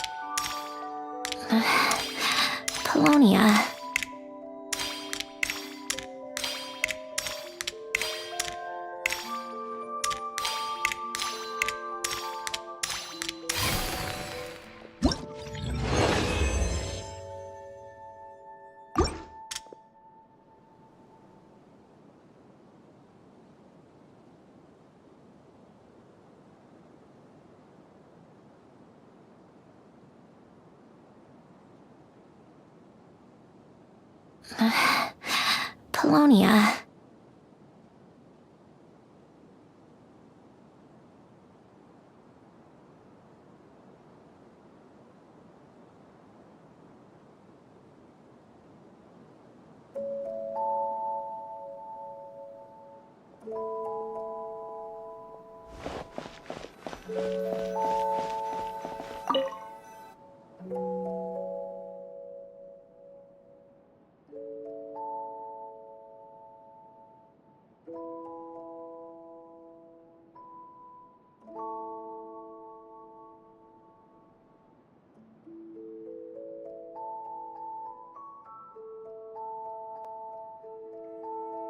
This was Elene's workbench. Later on, of course, it became mine. It's where both Polonia and I were brought to life. Before Elene was bedbound, this is where he would teach me about mechanics. I would sit and listen, chiming in with questions here and there. Later on, when he got too sick, I took over and would work on Polonia here. Wow! This house is filled with so many memories! It's so cozy and charming! You should have seen it in its prime, when people actually lived here. A lit fireplace, a steaming cup of coffee. That's the real deal. You know, we also used to have a mechanical piano that Elene built. Ooh! How chic! Elene never played it much. He probably wasn't able to at that point. But I managed to teach myself. Music theory is essentially math after all. Once you learn the patterns, it's not really that difficult. I loved perusing Elene's collection of classical music. The chords and harmonies felt like individual mathematical puzzles. It was fascinating, so I did some composing as well. But as Elene continued to deteriorate, even the sound of music began to grate on his nerves. So I got rid of the piano. Aww. Back then, I assumed a piano was like an ordinary clothing rack, commonplace in every home and easily replaceable. It was only after I left that I realized how hard a good piano is to find. Enough about that. Elene's gift should be just in here. The only things undisturbed before I left were a few of his personal belongings.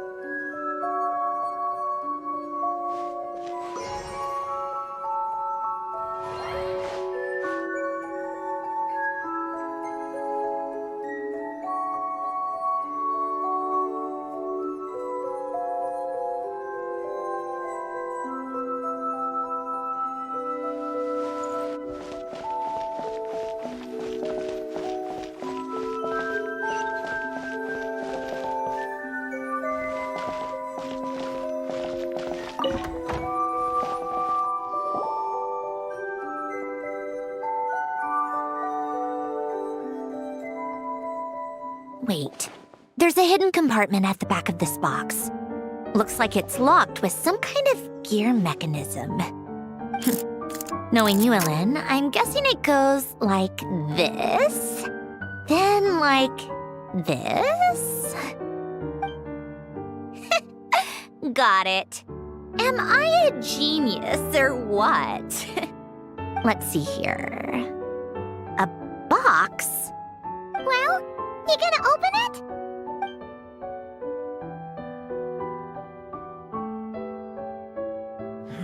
It's heavier than I was expecting. Just how much stuff is in here?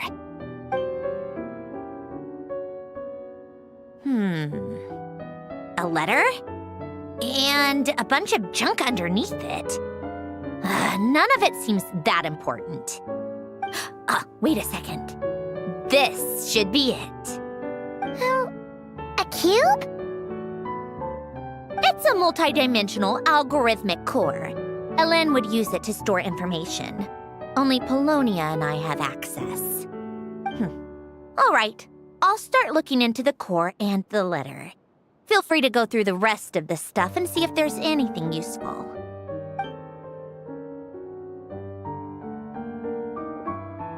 Okay. Hold on. There's another picture in here. This one has writing on the back. A snapshot of you playing among the plants shortly after you were born. You seem to like these flowers a lot. May you grow and flourish just as they do. Huh? Wow! Look how happy you are in this picture. You've changed a lot since then, huh? What's that supposed to mean? Just that you come off kind of aggressive sometimes. Or, annoyed at everyone around you. Well then, people should stop being so annoying. It's not like I'm the one with the problem. Of course not. Oh, here's something else. Looks like a piece of paper torn out from somewhere. Today, I solved another math puzzle and made a breakthrough on a construction problem the Institute has been stuck on for years. Am I a genius or what? No, wait, that's From now on, I should have people address me as Her Highness the Clockwork Princess, Unraveler of all reason. No more of that. I thought I tore this page out. You wrote this? Then how did it get... Wait, there's more writing at the bottom. You seem to have developed a distaste for this particular entry, considering I found it in the trash. I'm sorry, but I could not help but hold on to it. Forgive me. Lune! Don't be embarrassed. Everyone goes through a phase like that. Nonsense! I wasn't even the one who wrote that. It must have been Polonia.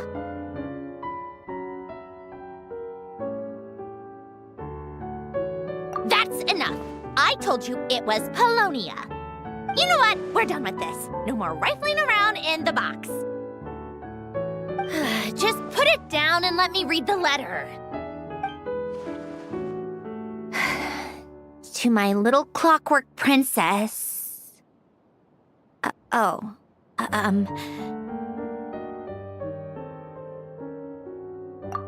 another word. Got that? If you're reading this, You've most likely received the gift I left for you. I just hope you didn't stumble across all this while cleaning out my effects or something trivial like that. I once asked if there was something you wished for. Do you remember that? I wonder if time has changed your answer.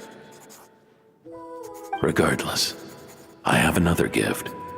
A formula that will allow you to come face to face with the anomaly inside of you.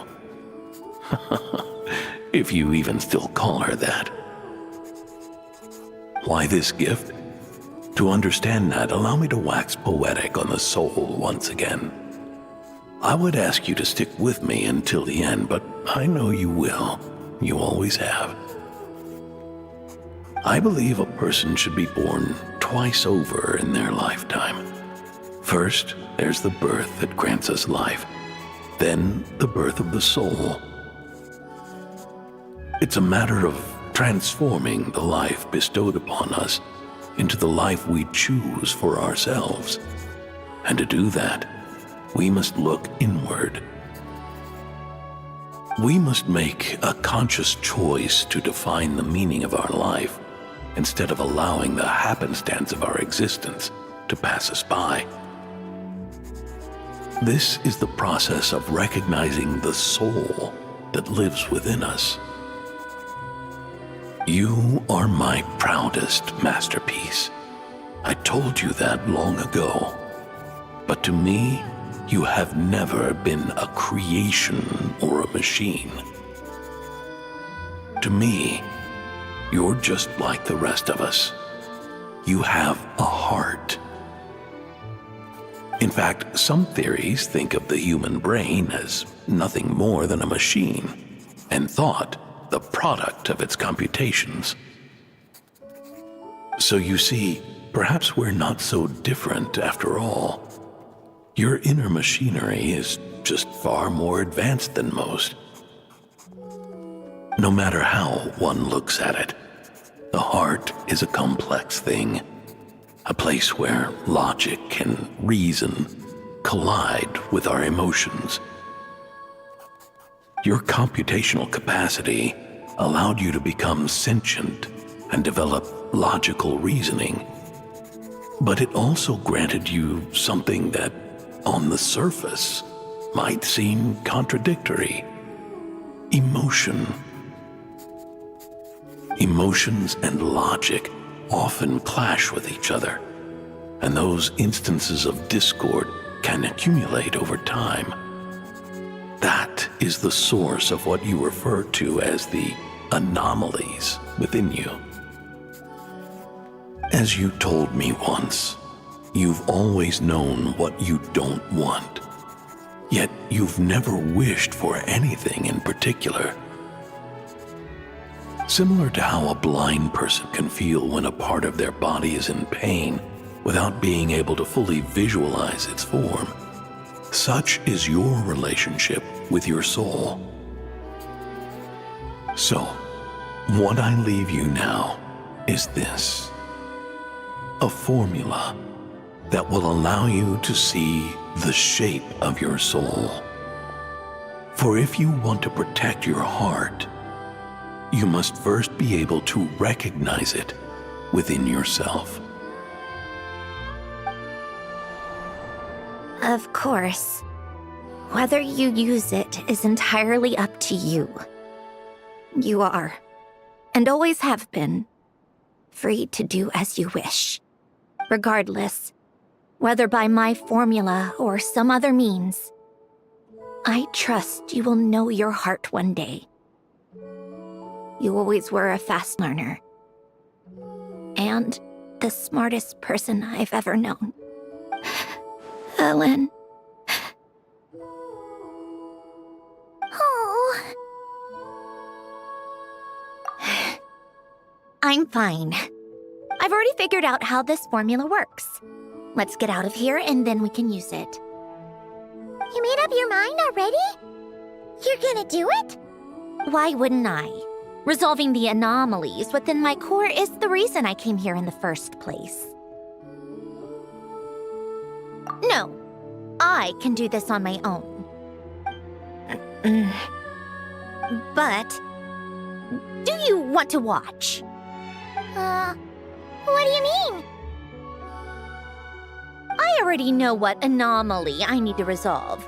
Like Alen said, she's an amalgamation of all the times my logic algorithms have clashed with my emotions. And by resolve, you mean that literally, or...? Yes. But if you, let us in like that, wouldn't that mean letting us see a bunch of your, you know, inner thoughts and secrets? If what Alen said is true, then I'm about to be... born anew, or whatever. This is your chance to be lucky enough to witness it. Besides, you already read my whole diary. When it comes to keeping my innermost thoughts to myself, well, I think that ship has sailed. You're really sure about this? How many times do I have to say it? I finally let you in as, friends, and you want to question it. I'm not gonna offer a second time.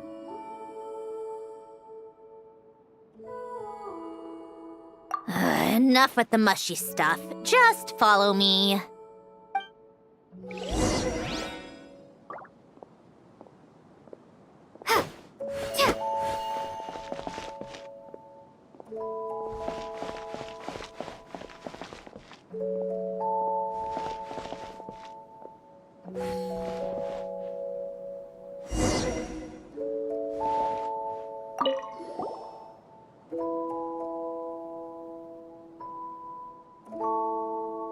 All right. With the numerological array, I can construct a simple formula that will allow you to experience what I see and hear in real time.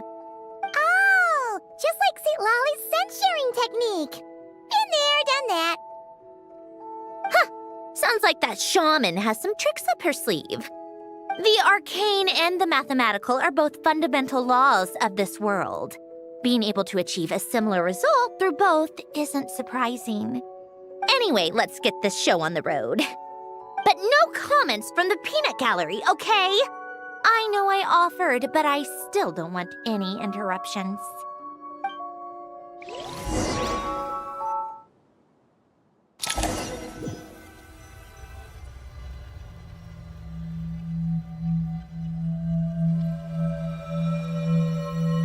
Is this my heart?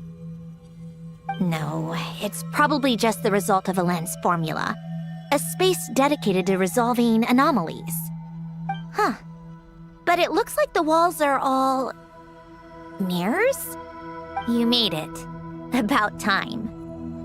Is that me? From the past? You just spoke of anomalies. Well, here I am. What happens when emotion contradicts reason? Shall we sit down and talk?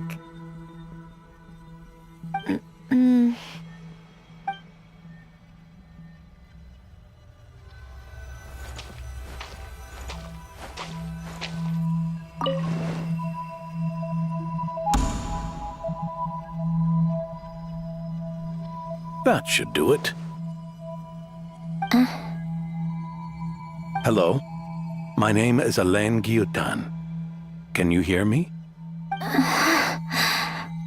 Brings back memories, doesn't it? The time we spent here. Here. I want you to have this. A notebook? You can use it to write things down. I don't need to write things down. I have unlimited memory. Even so, some things are more important than others, right? You can use it to write about the things that matter. So you wish me to carry out a basic priority sorting operation? I suppose you can think of it like that for now. But journaling is also an act of finding oneself. Much like we use wooden stakes to guide a plant to grow in a certain manner, what we choose to write down gives the soul much-needed direction. In the act of choosing what to forget and what to hold on to, we decide what kind of person we want to become. I don't understand. Like I said earlier, I don't need something like this. This is where we were born. Where our life began. Mornings of tending to the garden. Afternoons spent cleaning, reading, or studying. Evenings of cozying up by the fire, listening to Alain share stories about his past. Alain. What is it? What are you drinking? Oh, this? It's coffee. It, makes me more productive. I want to try it. Oh, okay. Here.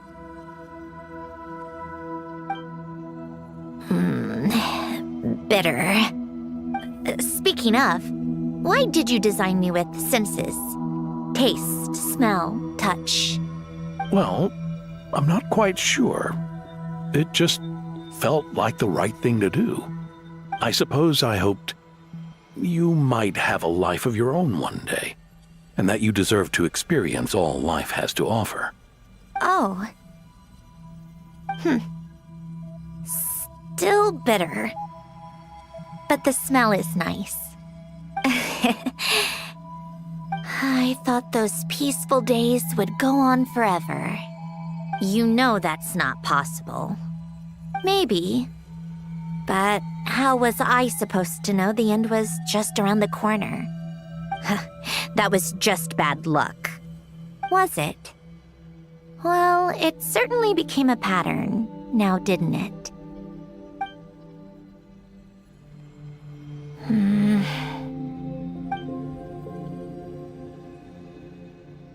Over time, one of the habits we picked up from Alain was a love of coffee.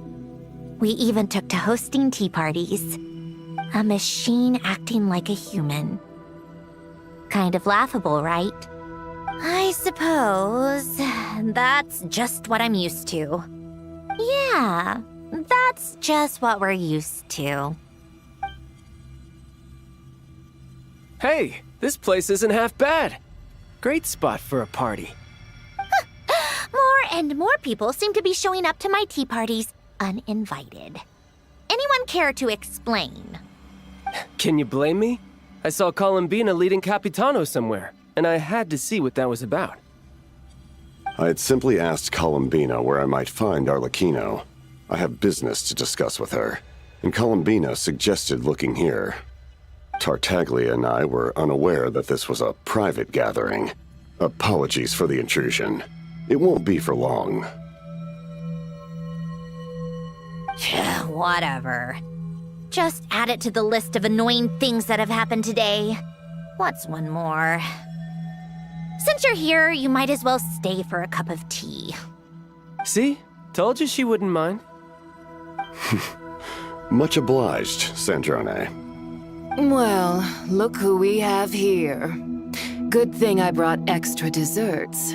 This has turned into quite the occasion. Capitano, I was just about to go find you. Pardon the intrusion. Rest assured, I won't sully your gathering with talk of work. We can have our discussion later. Spoken like a true gentleman.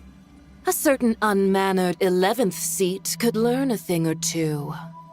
You know, you really should start being nicer to me, Rosaline. Or I might just snatch that 8th seat right out from under you. I'd like to see you try. If you're gonna fight, take it outside. The only mess I plan on cleaning up is tea-related.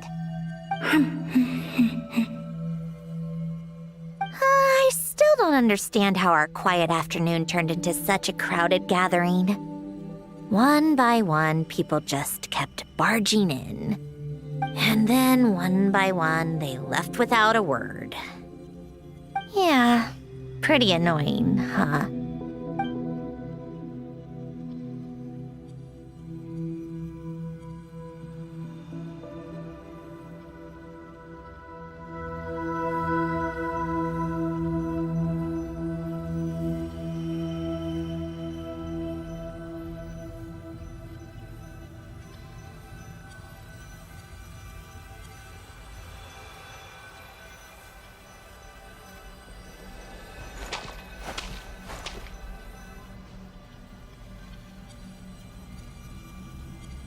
Of all my days with the Fatui, the times I spent with you, Arlecchino, and Rosaline, they were my favorite. Goodbye, Sandrone.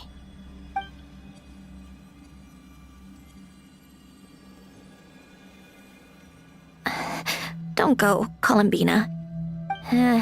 We should have just said that. Why didn't we? If we had, would the story have had a different ending? She couldn't stay. There was no future for her here. She would have just faded away. You're right. I suppose that's why you call me an anomaly. Every time you make a decision, there's a voice inside your heart. My voice, asking to contradict all logic and reason. Why didn't we make her stay? Is it worse to fight for something just to lose it? Or not to have fought at all? Don't you find it unfair? One by one, we keep losing the things we care about the most. But in the end, whether I want to fight for something or cry over all we've lost, you just push it down and pretend not to hear.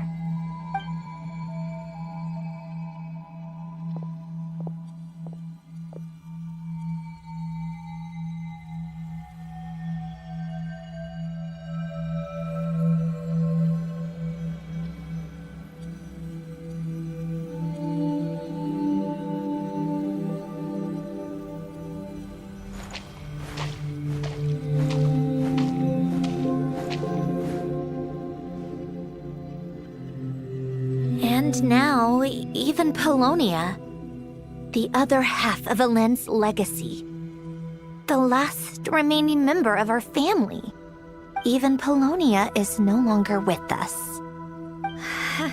I did everything I could. But it's just like Elen always said. Polonia was one of a kind. There was no replicating what he managed to create. Don't you feel like our connection to the past is fading bit by bit? Like, even the things we have left are slowly slipping away. I suppose. But you can't move through life without having to say goodbye. And even as we experience loss, there are always new things to be gained. Ever so logical. What's your take, then? It feels like the more I care about something, the faster the world takes it away. It sounds so stupid, but I can't help it. That's the hand life has dealt me time and time again. Why even fight for something that's just going to be lost in the end? Better to never have had it at all. Better if it would all just disappear. Dark, I know. But the heart wants what it wants. Maybe the stellar linchpin appeared because of me. Because of what I wish for. I don't think so. Yeah, probably not. What an anomaly wants goes against all logic and reason after all. Well, go ahead and do what you came for. You're here to resolve the anomaly, aren't you?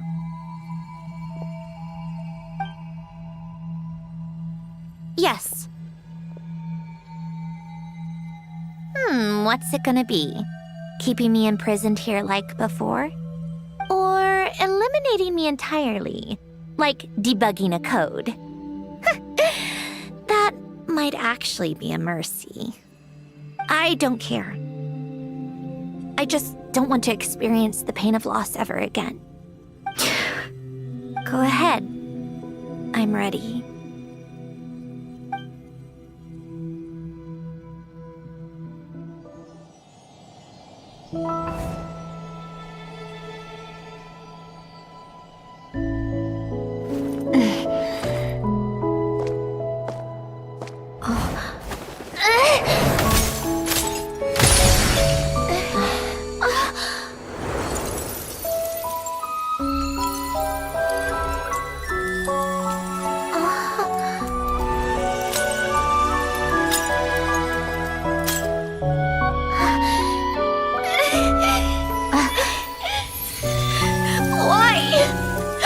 Why do we keep losing everything we care about?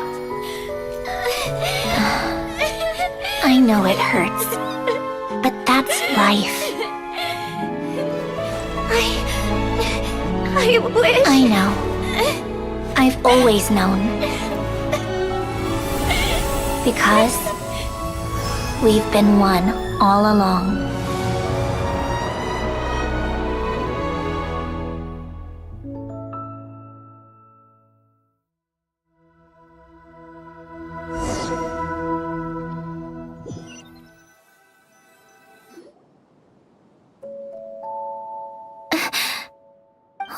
Sandrone? I'm fine. It's okay to cry, you know. Cry? You've gotta be kidding me. Save the comforting for someone who needs it, Paimon.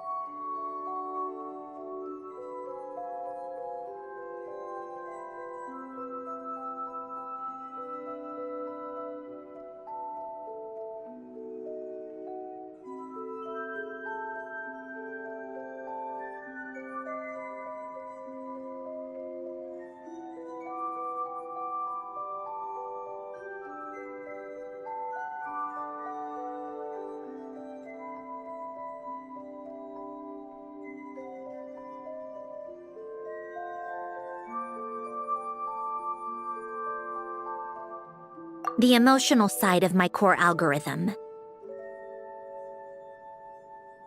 My emotion module has always been fully developed and operational. Elen tried to tell me that too. I've just chosen to ignore her voice all this time. I suppose. Huh. Come to think of it, it's kind of like the aquarium on the ship. The aquarium? The old me took one look at it and saw something I would inevitably lose. So I stopped putting in the effort. Then, one by one, the fish all swam away, and the place became even more bleak and depressing. Pretty pathetic, right? Don't say that. A lot of people would feel the same. It just shows how much you care about what you have.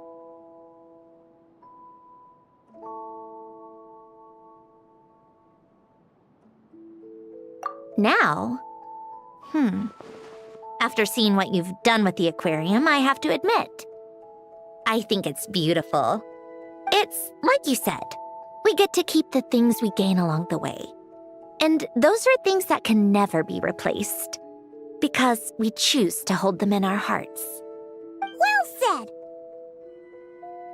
Besides, I've already died once. I'd be stupid not to make the most of this second chance. Right! Earlier you, or your inner self, mentioned something about her wish. What was it? You think that's something you can just ask and I'll tell you? Think again. I may have accepted my emotional self, but I'm not about to go all soft and mushy on the inside and pour my heart out.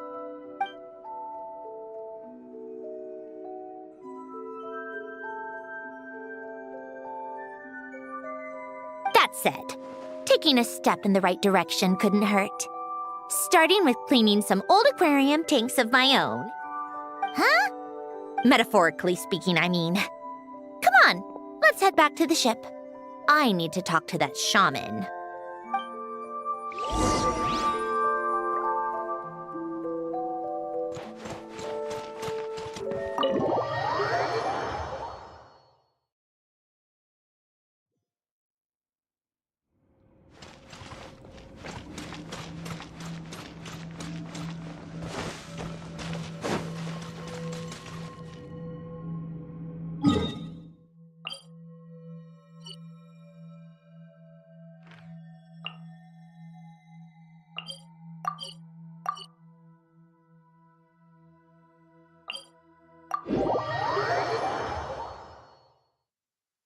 I hope my joints won't get rusty.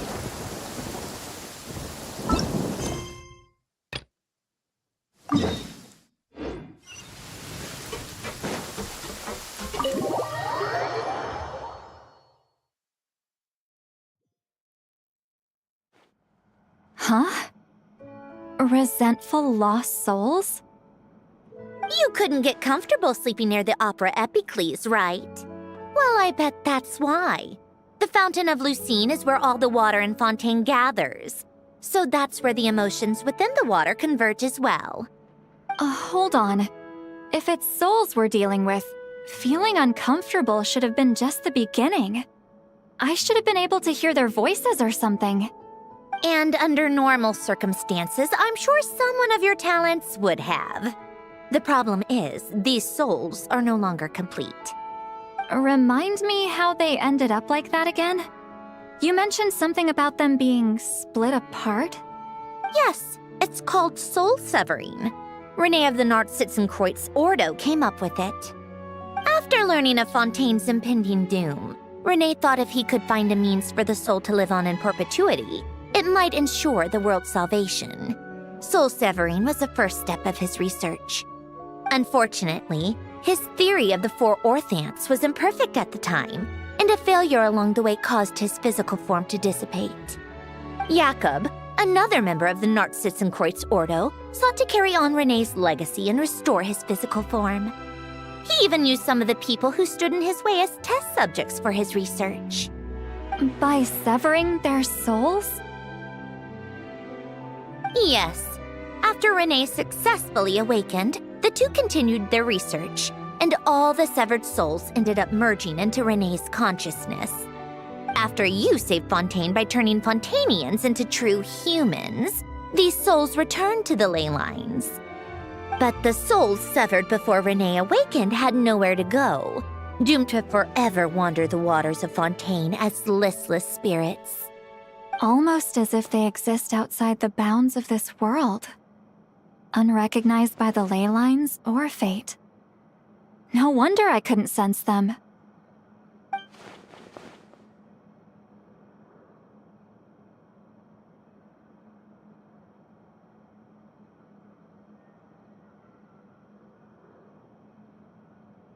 Not only that, but over time, they began to fuse with other entities. Their inner resentment lured in all sorts of evil beings, which corrupted and defiled them into nothing more than accumulations of filth. But the full transformation must have been recent. Otherwise, the Udex surely would have noticed. Wait, no, he must know already. That would explain the underwater Melazine patrols. No wonder I kept running into officers from the Mara Chaussee Phantom earlier. In that case, let's go find Nervalette and we can sort it out together. No, not just yet. Why not? For one, the diplomatic castle alone would be a nightmare. Even though I haven't reported back to Snezhnaya yet, I'm not planning to leave the Fatui anytime soon. Besides, with me here, success is a done deal. Involving other people would just complicate things.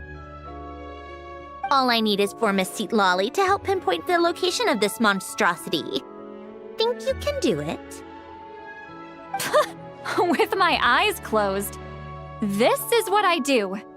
I'm a lot better at it than manning a desk, at least. But, how exactly do you plan on resolving this soul stuff? Even to me, there's no obvious answer. Seems pretty complicated, all things considered. Just trust me.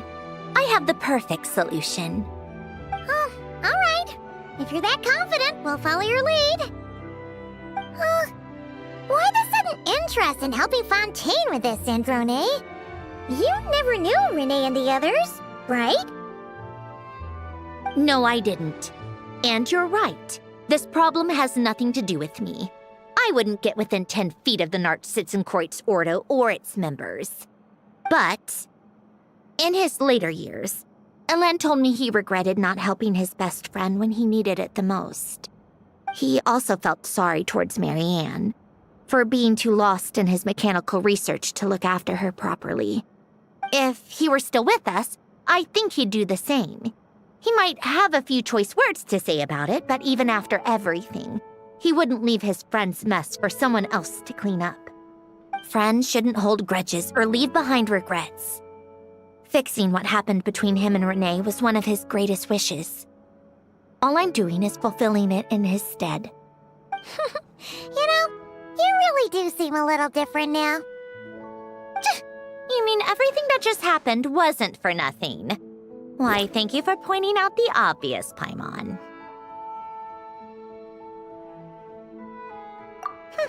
Just washing off the grime of the past. Turns out, a lot can build up after being ignored for so long. What's this about aquarium tanks all of a sudden? They go off on some grand adventure and what? Now they have their own private code? Stupid. All right then, Seat Lolly. Tracking this thing down is up to you. Huh? Oh, right. No problem. You got this, Granny Eatsley!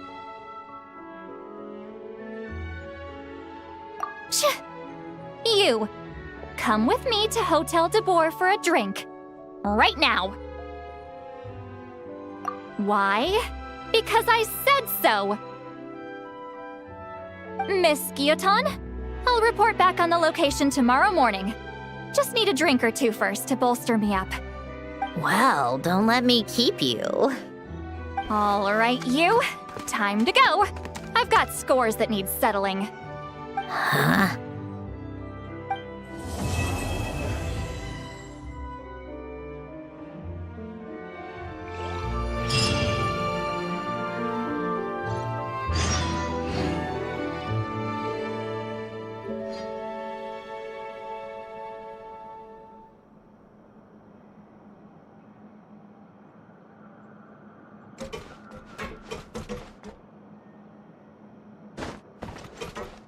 Listless, abandoned souls.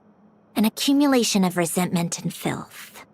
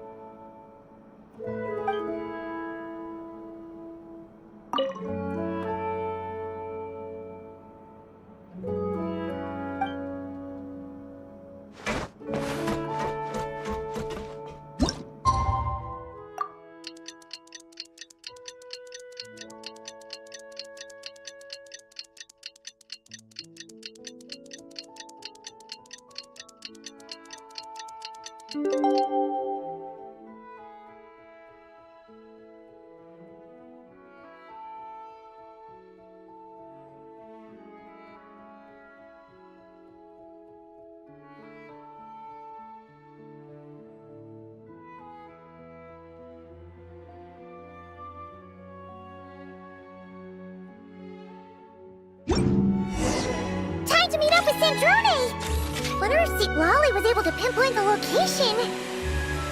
Well, we should know soon. Let's just hope it all works out.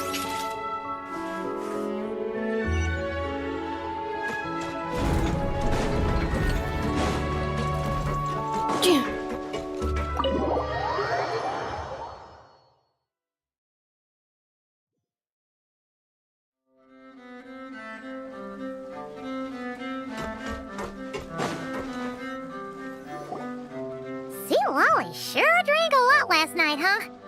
Wonder if she's even awake. Good morning. Ah! Columbina! Oh, you sure know how to make an entrance. What are you doing here?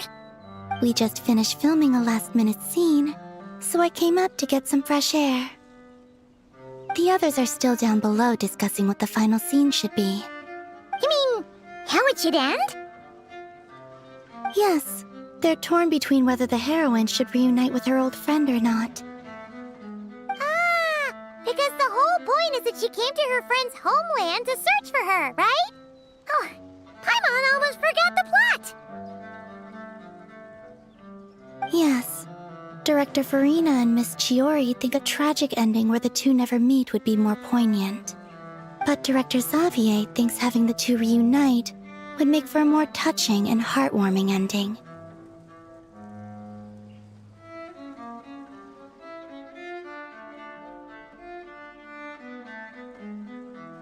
Me? I'm not sure. On a personal level, of course I want to see her again. Of course I want to experience that moment where we reunite, even if it's just for the cameras. But that means an actor would have to take her place, and that makes me feel... Oh.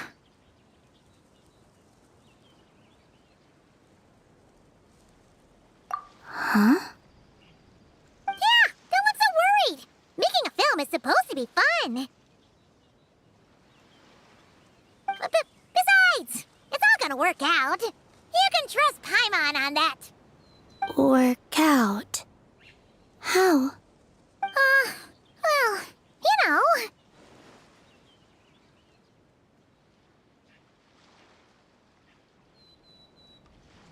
Yep, exactly. Okay, I trust you. I'll just focus on having fun for now.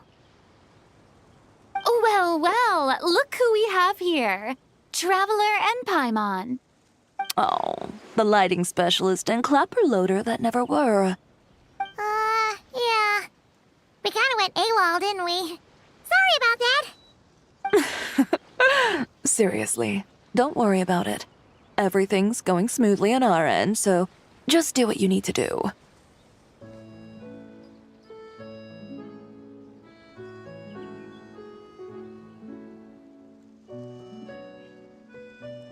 You seem to be in better spirits now, Miss Columbina. I apologize if our earlier discussion put you on the spot. It's okay, I'm fine now. The Traveler and Paimon talked me through it. So, what are your thoughts on the ending then? Should we have them reunite, or not? We should tie everything up in bows. Huh?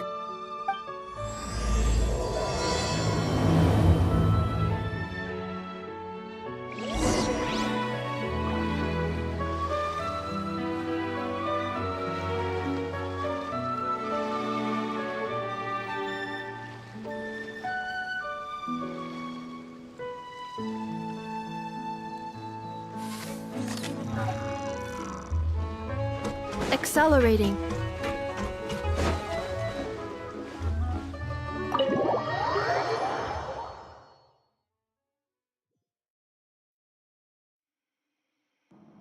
Lolly, we're here. Oh, right on time. Well, yeah.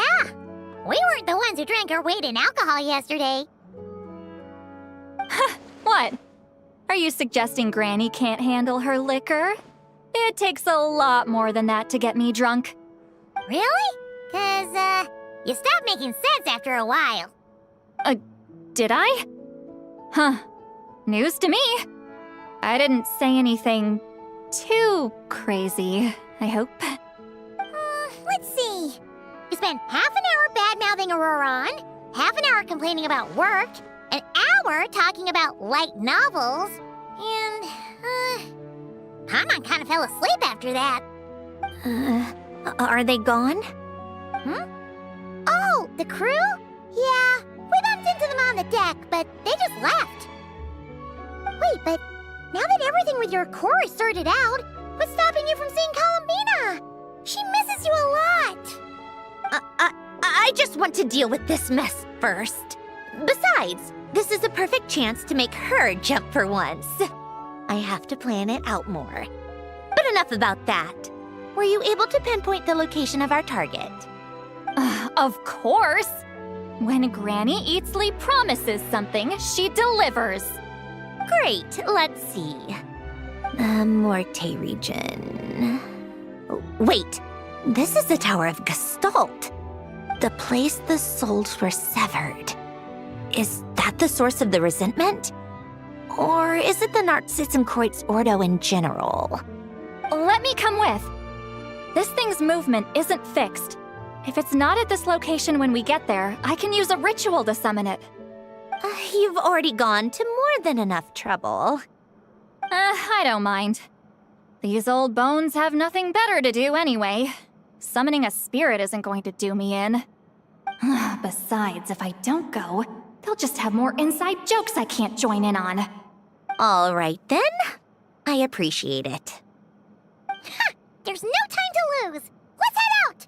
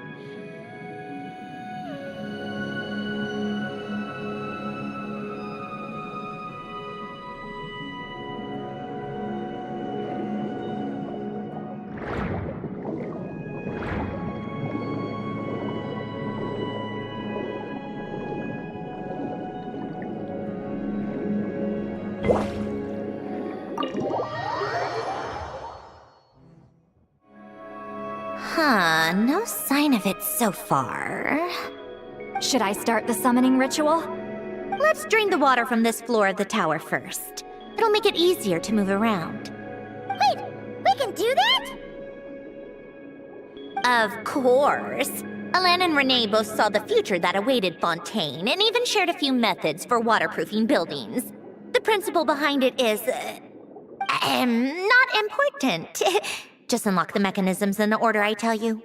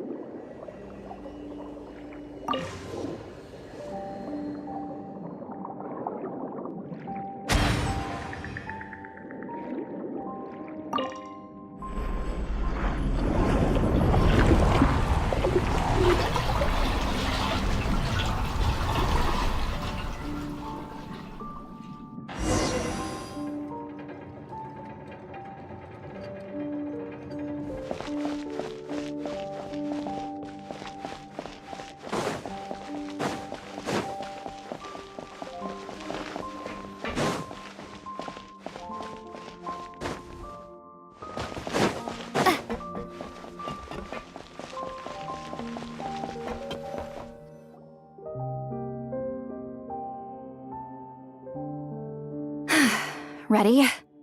Yeah, when this thing appears, I'll try talking to the souls inside. But more than likely, they've already been driven to madness. If communication fails, we'll have a battle on our hands. In that case, Paimon better find a hiding spot. If a fight does break out, I should be the one to deliver the final blow. Trust me on that. Understood. All right, I need quiet. Wandering spirits, drifting along the tides. Hear me now. Broken souls, silenced, torn apart, and forsaken. Follow the traces of the past, and return to us. Let resentment recognize resentment. Let vile entities be drawn together. And in this place, take form once more.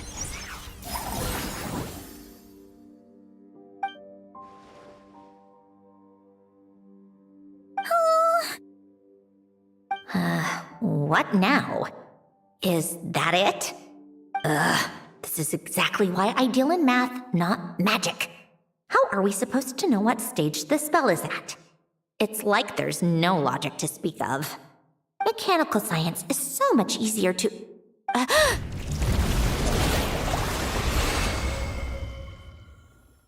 Watch out!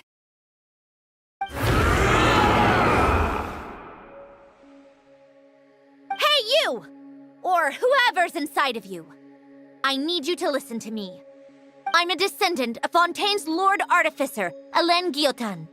I can make you whole again and return you to the ley lines. You just need to work with me here.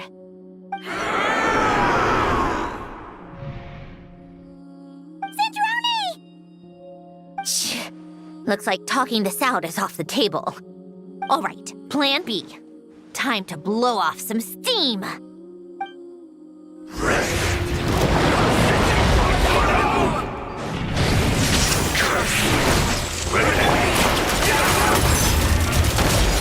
You're cursing out the wrong person!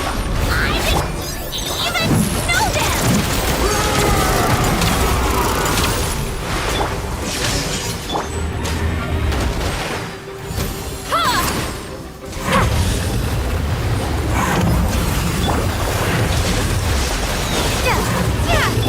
He's lolling! He's Papa!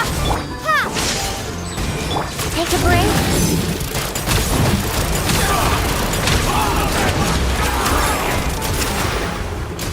Most of them already did. But you still have a chance to return to the ley lines and reunite with your families. Just work with me here!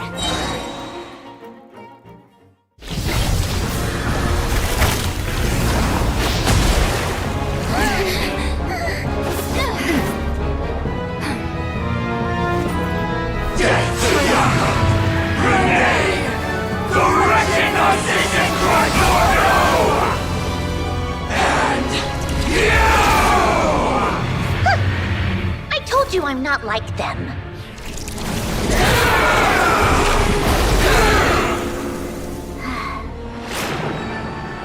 I'm stronger. Inverted. World formula. Reversion.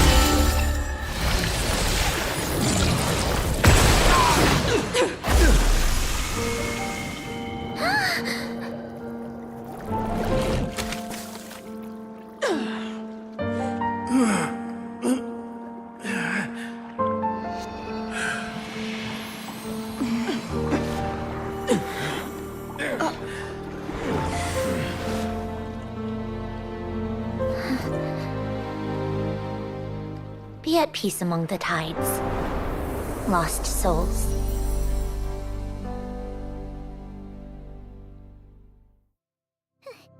Is it over? Yep, told you it'd be a piece of cake. How did you do that back there? That creature was nothing special. Add a bunch of souls with nowhere to go, a touch of malicious energy, a few impurities, and a whole lot of resentment, and that's what you get. All I did was separate the original souls from the rest of the filth, allowing them to be accepted by the current rules of the world. The principle behind the world formula is divergence.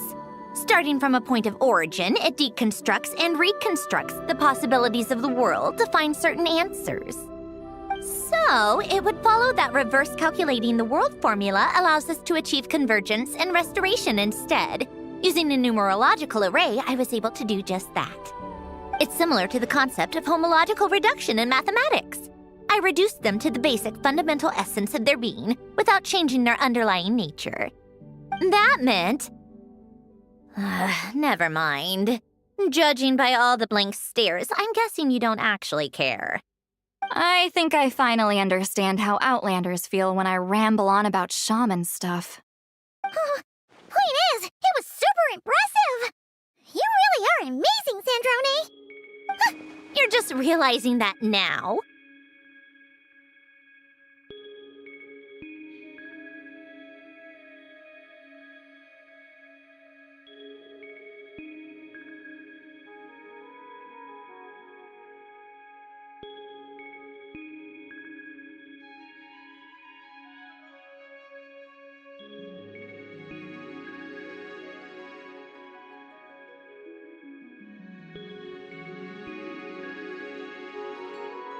Ahem. Enough about that. We should get going. I'll go reset the mechanisms inside the tower. See you back on land.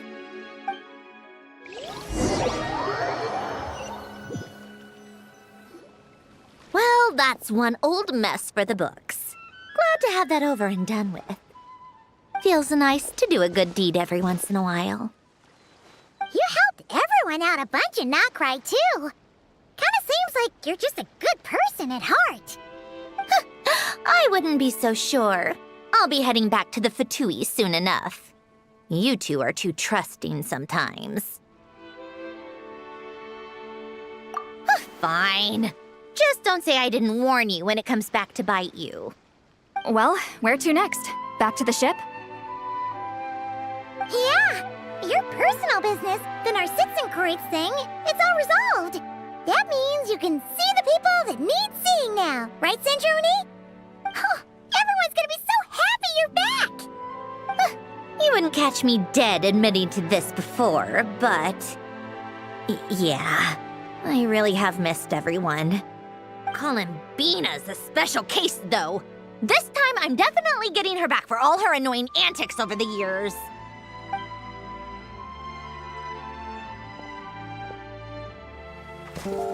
She'll sense me coming from a mile off. How am I gonna...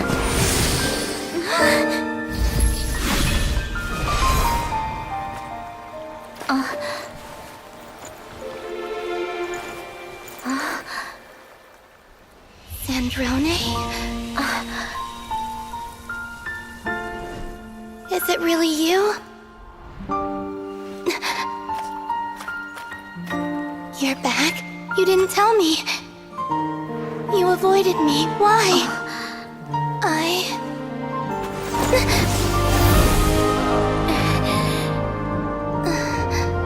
Sandrone? Now we're even. I missed you so much. That makes one of us, idiot. I'm here, Columbina.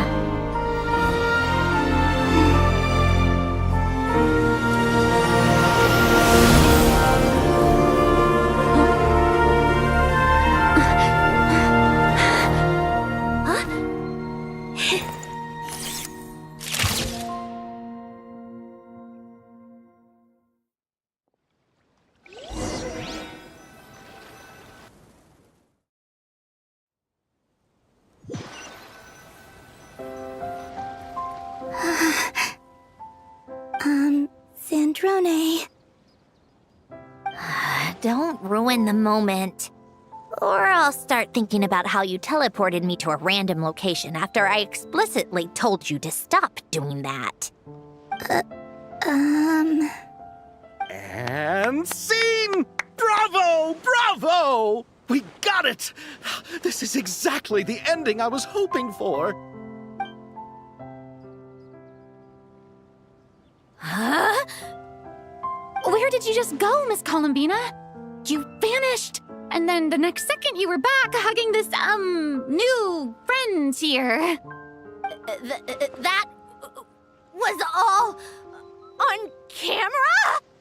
Yeah. Well, the camera was already rolling and it happened so fast, so... yeah. Hold on. This must be... Yep, my best friend. The one I was looking for. I never thought I'd actually get to see her again. I'm just... so happy. Plus, the film got a happy ending too. It's all thanks to you, Sandrone. Sandrone? You couldn't stop being annoying for 1 second! Columbina!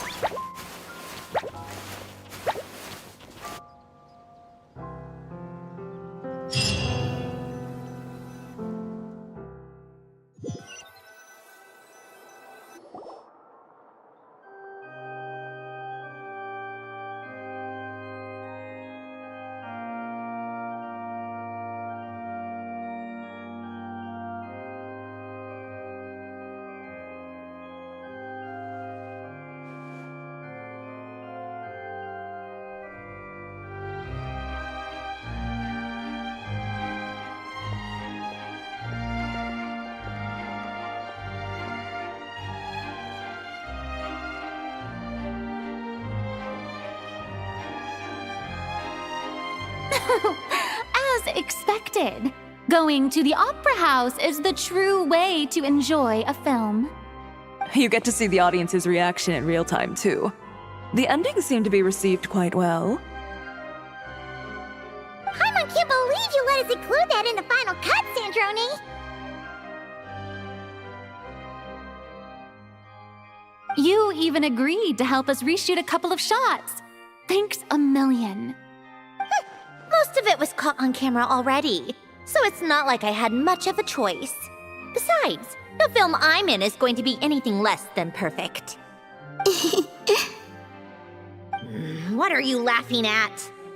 Nothing. It was just interesting to see us on screen together. I'm glad this moment is going to be preserved forever. Just a pity we didn't take home the Farina Award this time around. Well, artistic films can rarely compete with commercial ones. You should have prepared yourself for this the minute you changed the script. True. Oh, did I hear someone mention the Farina Award? Come on, don't gloat! I won't. Our crew winning the Farina Award was a team effort after all. Costume design, script adaptation. Ooh, and the practical effects were so realistic. The flames and explosions even made me jump while we were filming. A lot of the effects were based on actual items the Special Patrol confiscated from criminals. Who knew they'd serve another purpose, right? But it turned out amazing! Really brought the thrilling scenes from the novel to life. Fontaine's film industry is seriously impressive. Which film did you vote for, Silali? Isn't it obvious? Great Detective Hurlock, of course! That's the whole reason I'm here! You all should be proud, though. A lot of critics are saying really good things about your film, too. Longing and loss, searching for something even after it's gone. It's a film that makes you think about life and how important it is to explore those themes. Well, that is what the art of storytelling is for. Watching a film with friends is so much fun! There's so much to talk about! Ooh, let's throw a celebration later then! We're all old friends! Oh, we could find a place and chat to our heart's content! How about the Wingalette? That's perfect! Friends and family are more than welcome too. So if you want to bring people, don't be shy. You all can head over first and make yourselves at home. I'll bring over some refreshments in a bit. I just have one more stop to make first. Can I come?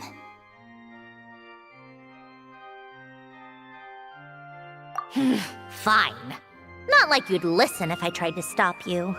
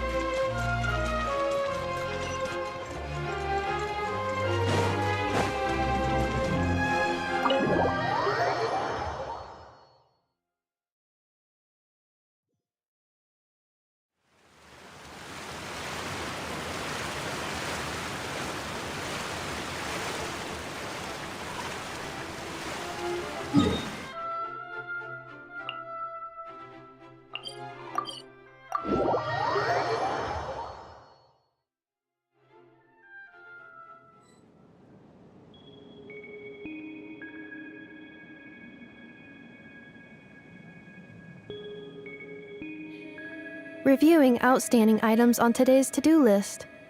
Do you have any additional commands? No problem. I can add them shortly. I'm quite used to it.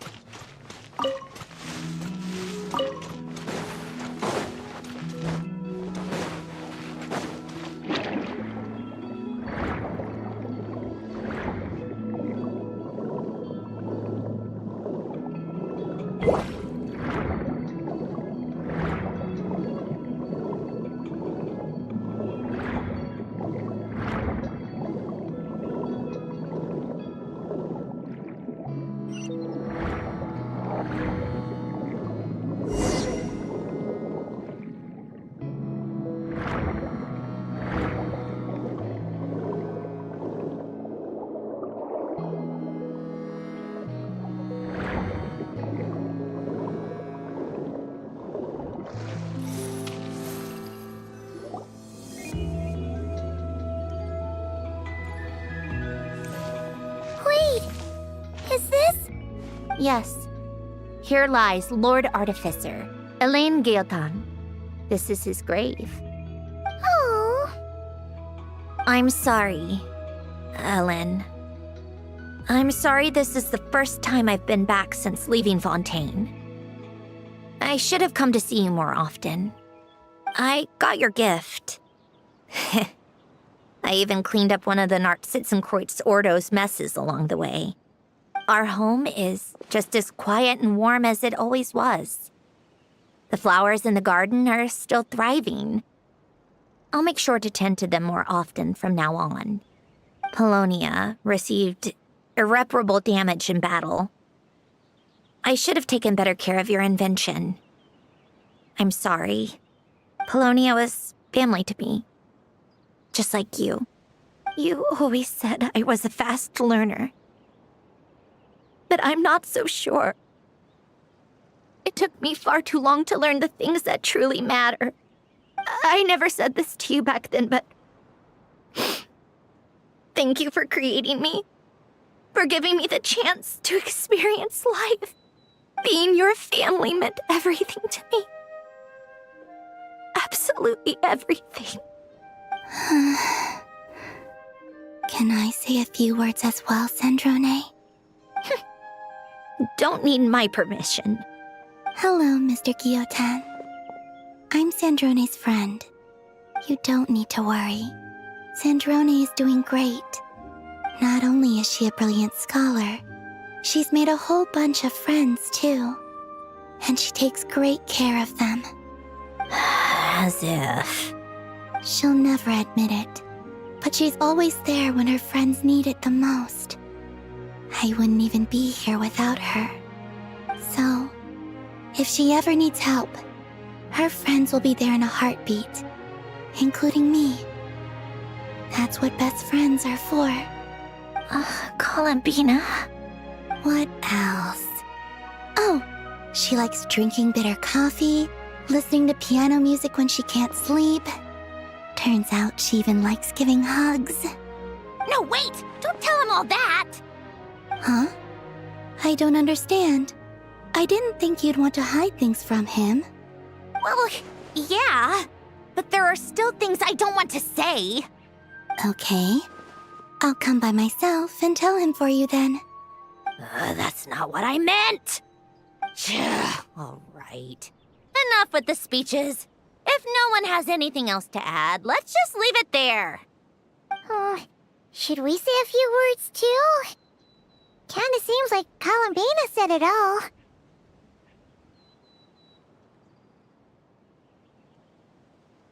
Oh, great idea!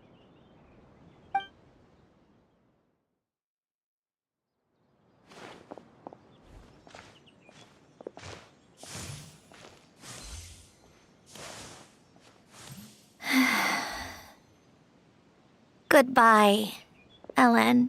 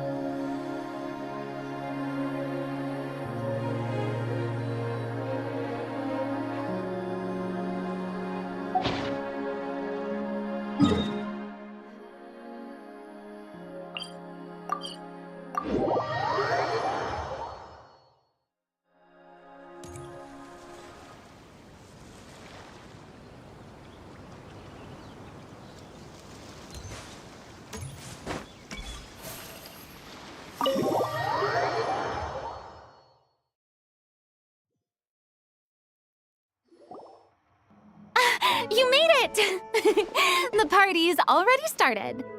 Oh, but, you didn't bring anyone else along? I thought you headed out to invite some friends. We did invite a friend, actually. She'll be here soon. She's even bringing some desserts to have over tea. You should join us later, Miss Farina.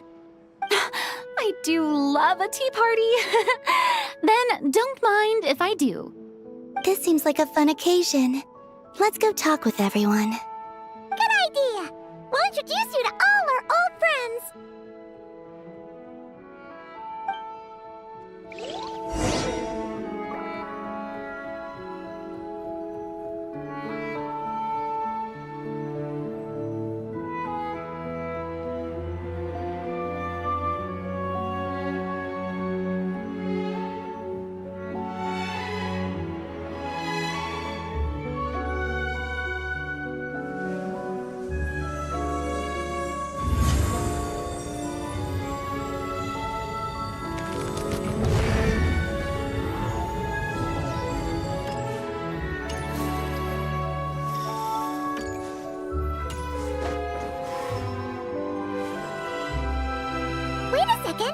Mr. Baptiste and Veronique!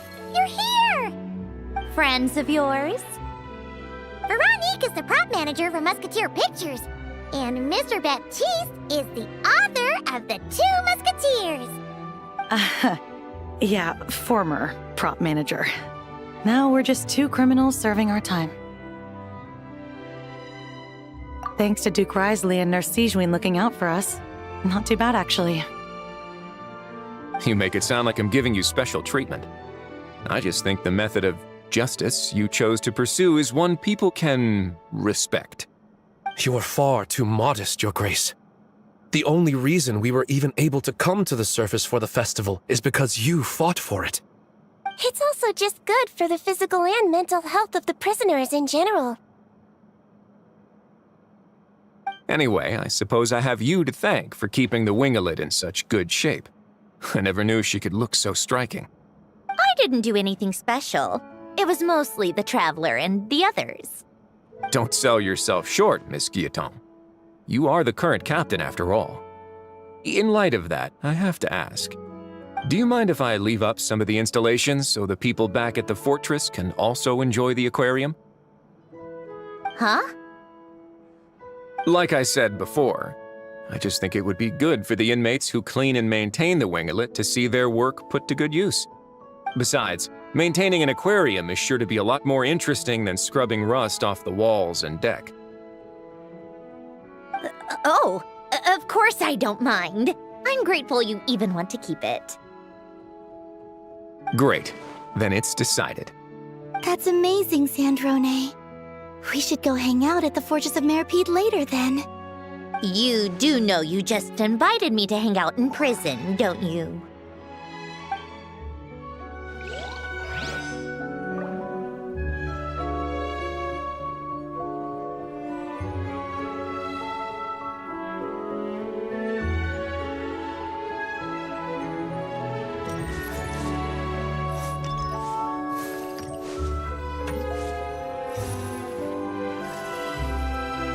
Granny Eatsley, you're really not going to let us borrow these cute little stuffed toys for our magic show?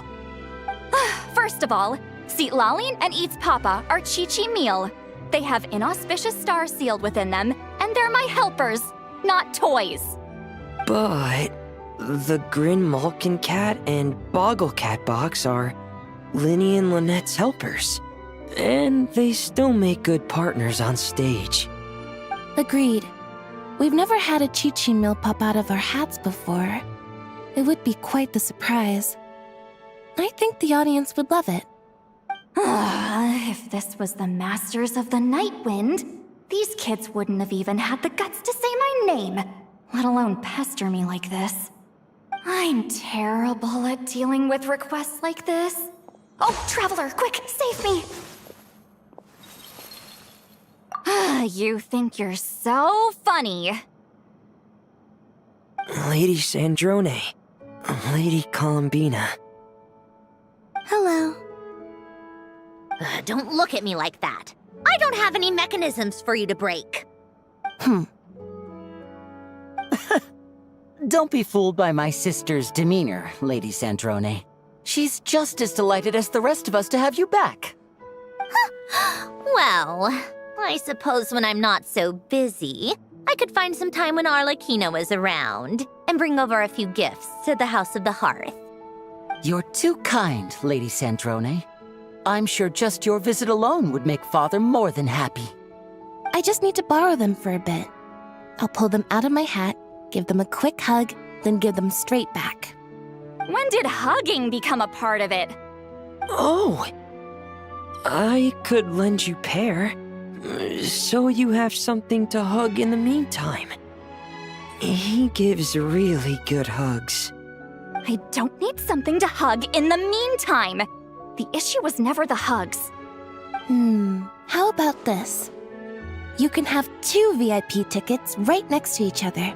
Excellent view. Right next to each other?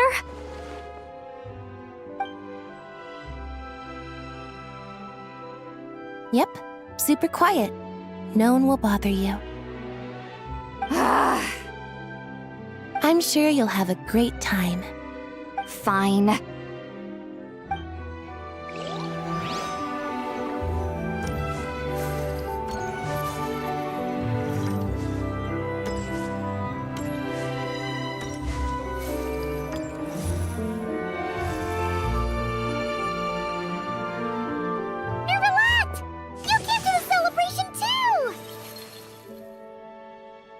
Yes.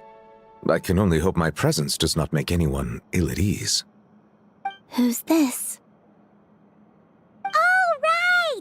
This is Nervalette, the Eudex of Fontaine. And this is Columbina and Cendrone.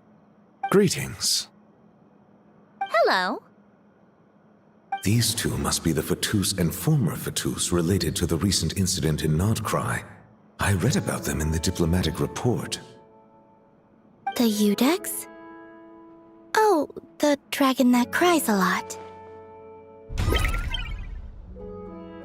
Oh, well...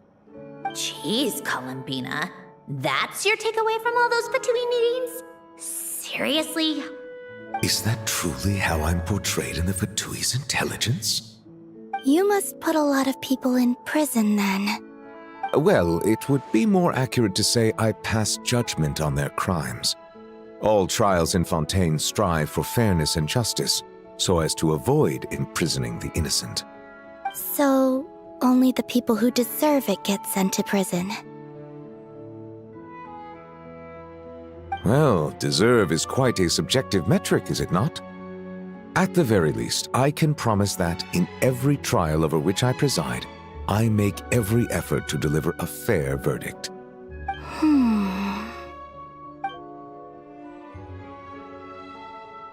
Yeah. Oh, for the love of... what is she doing now? You seem like a good dragon. Not the kind that throws people in prison for no reason. I think we can get along just fine. Well, thank you. Then she punched me because... Sorry, Nervalette. She thinks that's a sign of friendship.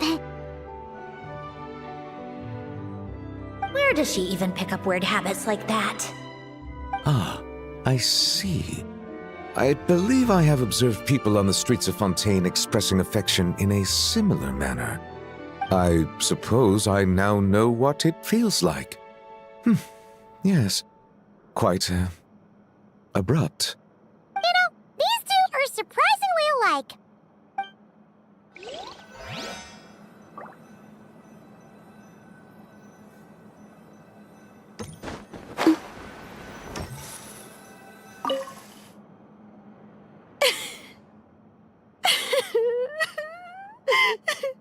What a dream come true!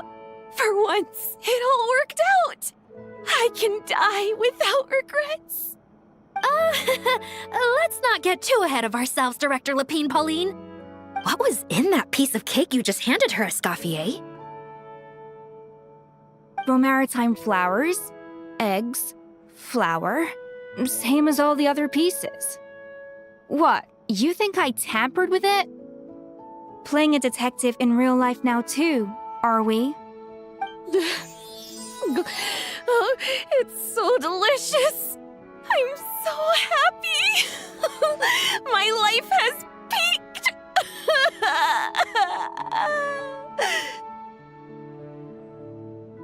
Miss Lapine Pauline, look who I brought! Master! Wait, what happened to your face? Why are you crying? Never mind my face. Here, let me introduce you. This is Miss Charlotte and Miss Escoffier. Things are sounding lively over here. Oh, look who it is! Perfect timing. I was so busy with the shoot, I feel like we barely got to talk. Ah, and the elusive Miss Guillotin. It's great to see you. Thank you so much for letting us use the boat free of charge. That was so generous of you. Oh, right. Introductions. This is Miss Charlotte and Miss Escoffier. That's kind of you, but I didn't really do anything. If you want to thank someone, it should be the Duke or the people who keep the boat in such good shape. Right.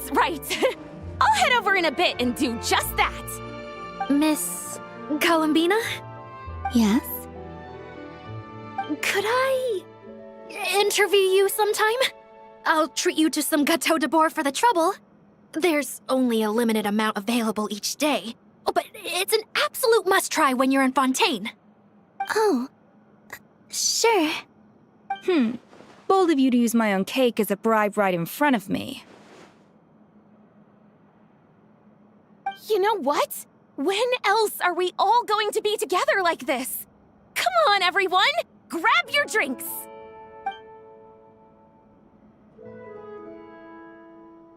Are we going to toast? Yup! Come on! Sante!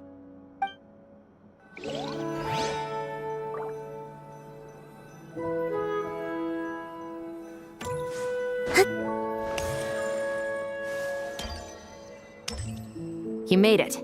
Sorry for starting the celebrations without you. No worries at all. We're just glad everyone's having such a great time. Oh, right. You've probably seen them around already, but let us introduce you for real. This is... Miss Columbina and Miss Guillotin, right? Oh, we saw the film you were in. It was so touching. Yep. This one started bawling her eyes out right next to me in the theater. I know. I didn't bring nearly enough tissues. Thanks. We saw your film too. I memorized all your names. Oh, guess we can skip the introductions then. Our effects were pretty over the top, right? Some of the extras in the big scenes were actual members of the Spina di Rosula. So basically, your contribution was creating realistic-looking chaos. That wasn't the only realistic aspect. Miss Chevreuse and Miss Emily were also kind enough to lend their expertise on criminal investigations and forensics. Oh, it was nothing. I was just honored to take part and help out. Wow! No wonder your film turned out so good. You basically had an expert in every field. Talk about a stacked crew. Oh, speaking of, want to join in on a round of tabletop troupe later, Miss Columbina and Miss Guillotin? I mean, what better place for a party than a party? Here we go again. That sounds interesting. Yes! Persuasion successful! What about you, Miss Guillotin? I guess one round couldn't hurt. Critical success! Oh, looks like Arlecchino's here. Come on, Columbina. Let's go have ourselves a tea party.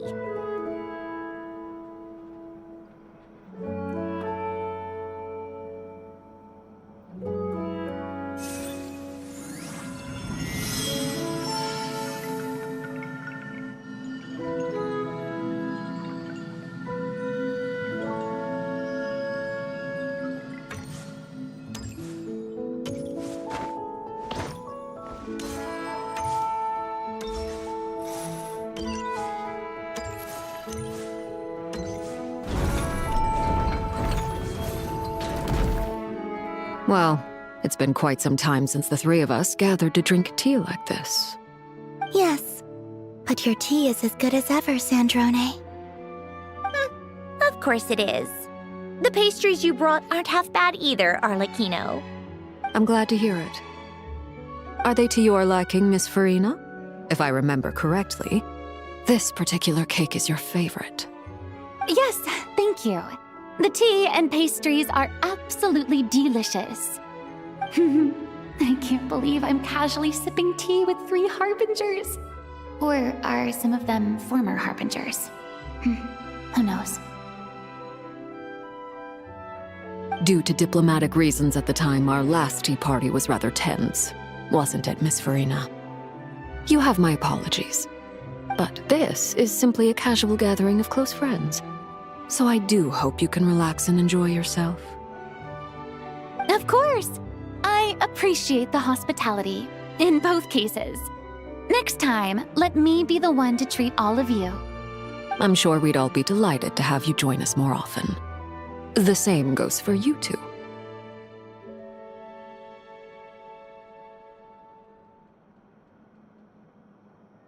Of course we should do this again! We've all been through thick and thin together by this point. This is nice, Sandrone. It reminds me of the happy times back in Snezhnaya, when things were so lively. Yeah. To be honest, I never thought these gatherings would feel this lively ever again. Well, I think I speak for all of us when I say we're truly glad you're back, Sandrone. Me too. I've realized that holding on to what matters doesn't just mean protecting what you already have. By reaching out and striving for something new, you can gain much more than you think. No, that certainly doesn't sound like something the old you would say. Well, I'm only going to say it once, so don't get used to it. Who knows? Perhaps your tea parties will only get livelier from here on out. Once you return to the Fatui, we'll have more opportunities to keep in touch in any case. I want to spend more time together too, but I don't want to go back to the Fatui. Well, Notcry isn't too far from Snezhnograd.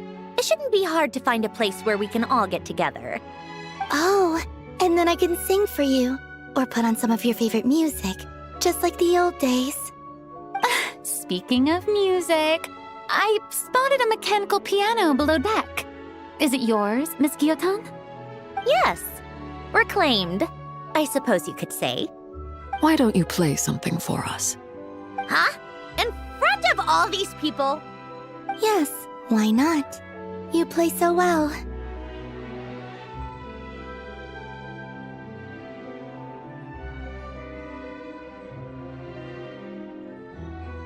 Yeah, come on! Just a little, please? For the love of... Fine! One piece, and that's it.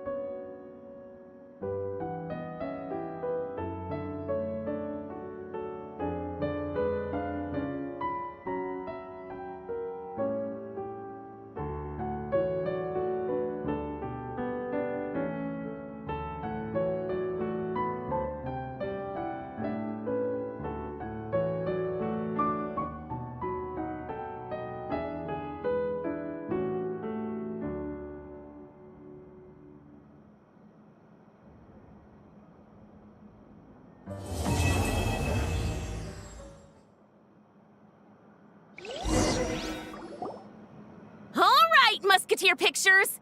Everyone ready? I'm not sure I should be in this one. Of course you should. You might have primarily helped out another crew this time, but you're still a member of Musketeer Pictures. All right, thanks. I'll still stand a bit off to the side, though. Can I be in the picture too? Of course, Miss Veronique. I would have loved to have you in the last one, too, if circumstances had allowed it. Thank you, Director Xavier.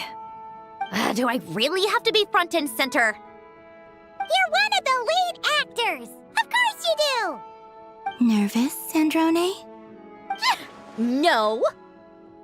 All right, look at the camera! And 3, 2, 1. Musketeer Pictures!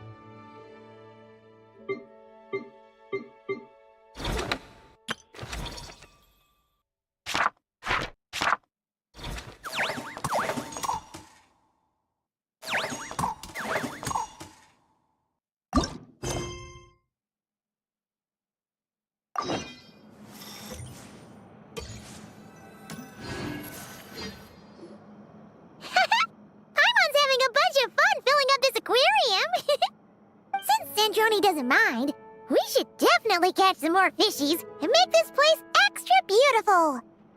Hey, you two. Come over here. Huh? Is everything all right? Here. This is for you. What is it? It's an underwater mobility device I've been working on. Huh? Wow! That's so kind of you, Sandrone. It's just a simple mechanical device. I saw the way you were catching fish and... how should I put this? It seemed somewhat unsophisticated. To be perfectly frank, I found it quite difficult to watch. Was it really that bad? It was inefficient, unskilled, and completely and utterly inelegant. No need to apologize. Everyone has their own ways of doing things. But seeing as you plan to keep adding to the aquarium, it might be best if you use this device. The waters of Fontaine are home to more than just harmless ornamental fish. There are plenty of predators who could do you some real harm. This device will not only help you fish, it'll also help you flee. All right. Oh, and if you're going for a swim, go now. And don't forget to tell me what you think of the device. I can always make more adjustments if you have any feedback.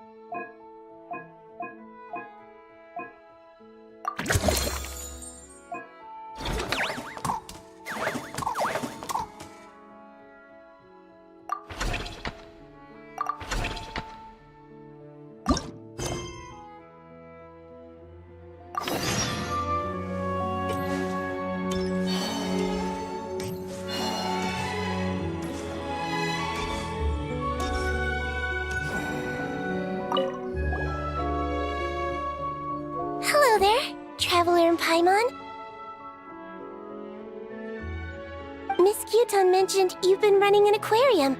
Naturally, I accepted her invitation to come serve as a marine consultant.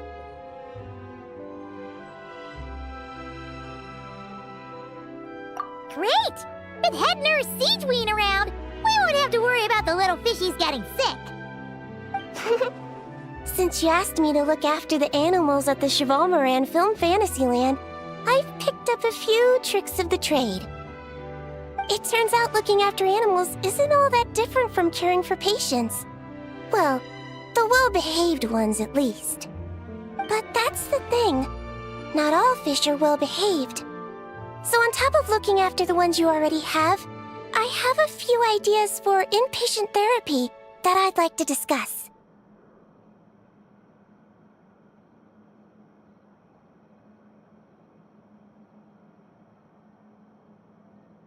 The word from Officer Siseth is that certain wild fish have been getting unusually aggressive lately.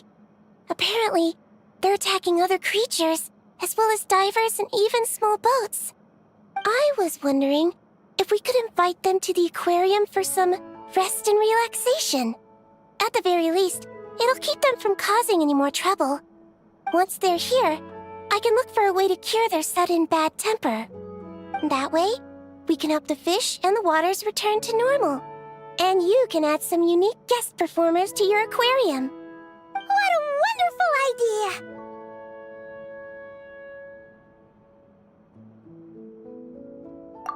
All right. I'll give you all the intel I have on where to find those aggressive fish.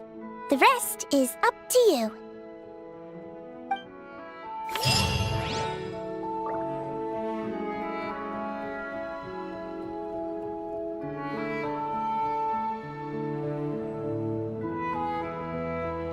I don't sing for anyone in particular. Still, if someone stops to listen, I hope it provides a moment of peace all the same.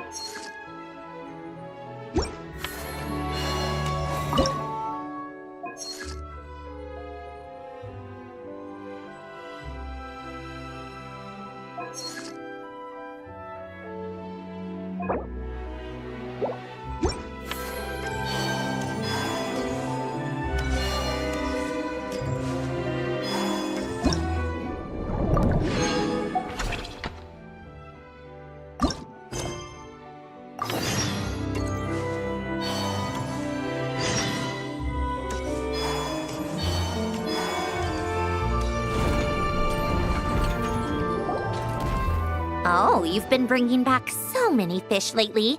The aquarium is starting to look like a real ocean habitat. We're practically pro fishy fetchers already. You appear to take great pride in your work. You betcha. But behind the sense of accomplishment, there's something else. Something more like...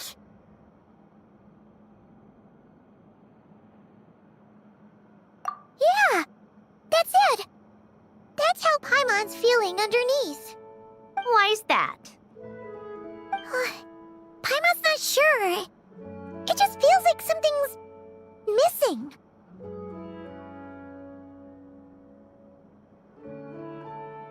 Oh, that's it.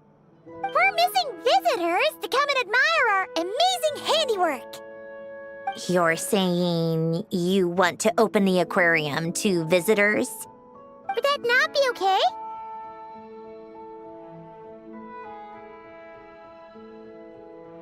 If that's the case, just leave everything to us. We'll take care of advertising and all the day-to-day stuff. You just focus on your own work.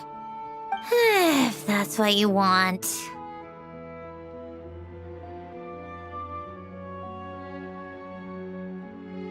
Huh? We only get 70%? Oh, right. Of course. Sandroni is the one renting this boat, after all. Ugh, you make me sound like some sort of tyrannical landlord. You're putting in the work, so you should get the lion's share. I'm not stingy like Pantalone. So that means you're giving us the all clear? Sure, you have my blessing. Just make sure it doesn't get in the way of my research. Woohoo! The Winglet Gloop Gloop Underwater Fisharium is officially open for business! Of course, you already thought of a name.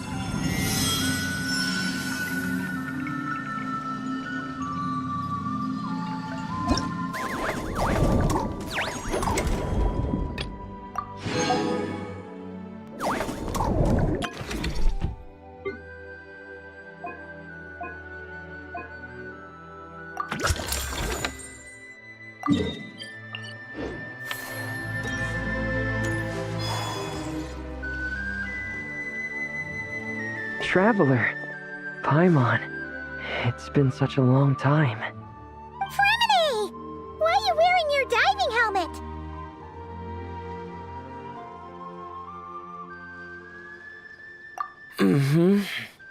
Things down there have been a bit hectic lately. There are so many more divers right now, all in a frenzy to salvage sunken cargo. All I can do is try my best to lend a hand. The sooner we finish cleaning up, the sooner these extra divers can go back to their day jobs, and the sooner the seas can go back to their usual peace and quiet. I see. It must be really hard for you to adapt to all the commotion, huh? Thanks for your concern, Paimon. It's not all that bad, though. I've actually made a few extra finds. Things like unclaimed jewelry and antiques. Father said that if I salvage any pretty or valuable things, I should bring them here. She said you'd be able to find a use for them. Huh. Arlecchino sure is thoughtful. If you've got any pretty-looking ornaments that nobody wants anymore, we could use them to decorate the aquarium. Or even better, why don't we go salvaging with you? Are you sure? I wouldn't want to waste your precious time. Don't you worry about that. You already said we can keep any ownerless goodies you find. But how can we let you do all the work yourself? Taking the fruits of someone else's labor while we sit here twiddling our thumbs doesn't sit well with Paimon.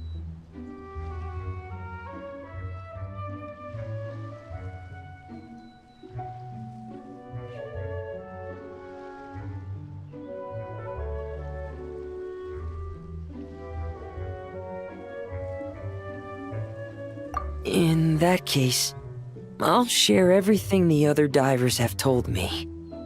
Hopefully, that'll help narrow down your search.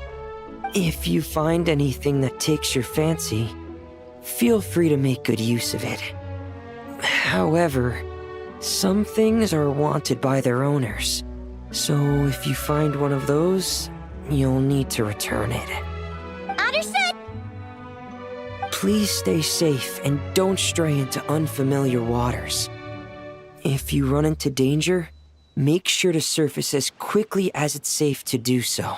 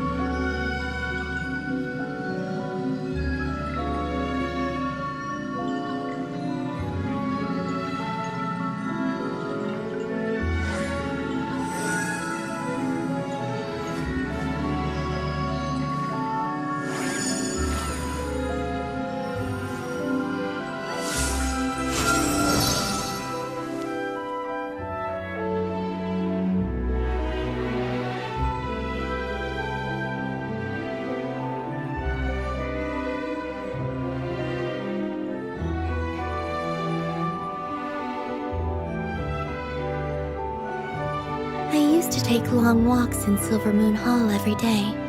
So don't worry about me. I can keep up.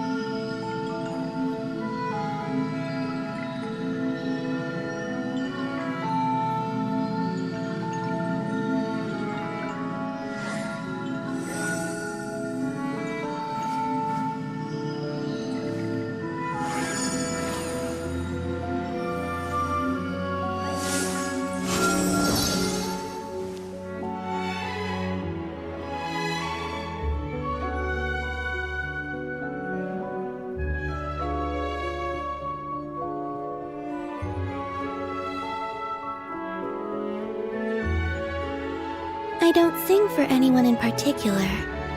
Still, if someone stops to listen, I hope it provides a moment of peace all the same.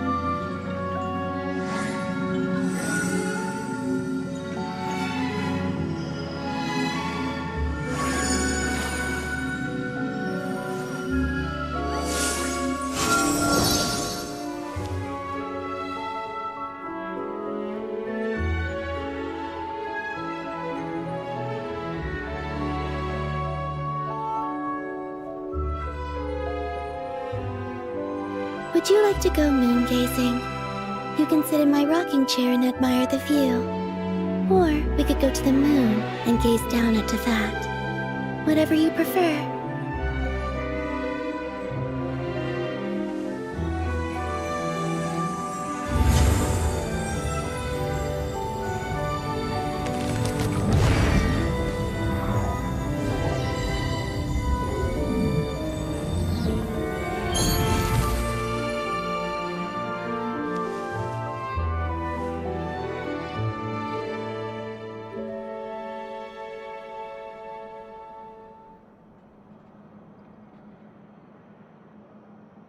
I don't sing for anyone in particular. Still, if someone stops to listen, I hope it provides a moment of peace all the same.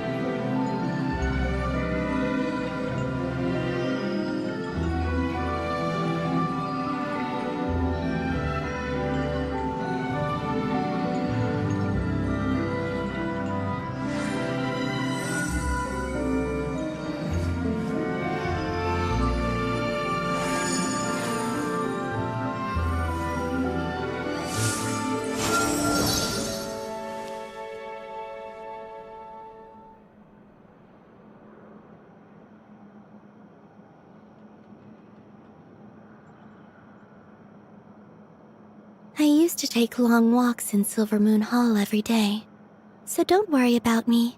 I can keep up.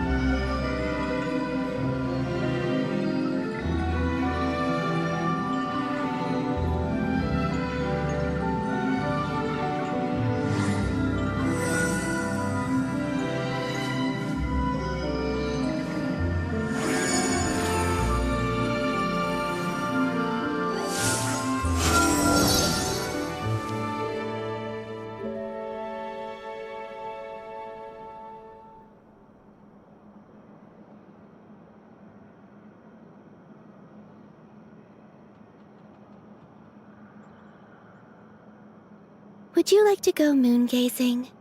You can sit in my rocking chair and admire the view. Or we could go to the moon and gaze down at Teyvat. Whatever you prefer.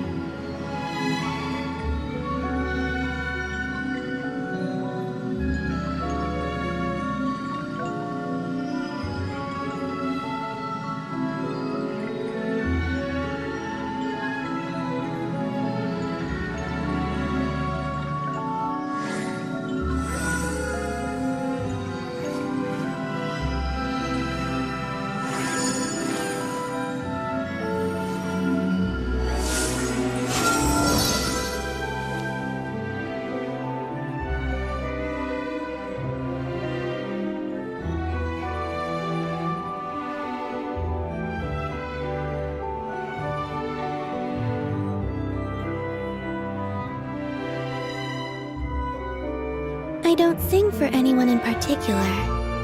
Still, if someone stops to listen, I hope it provides a moment of peace all the same.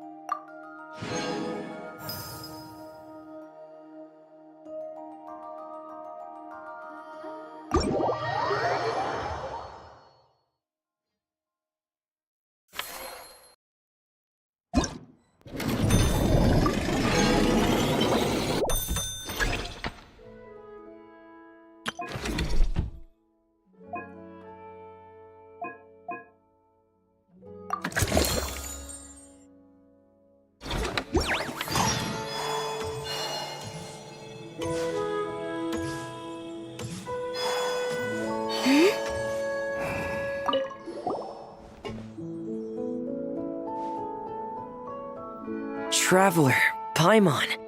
Don't worry, I know what's up. It seems that the reason there have been so many divers around lately is because everyone's trying to clear away all the underwater junk. They're trying to get the environment back to normal as quickly as possible. If that's the case, I should really double down on my own efforts to help. If the underwater pollution gets any worse, the colors of the Rome maritime flowers will fade. And that's not all. I don't want to think about all the awful things that might happen.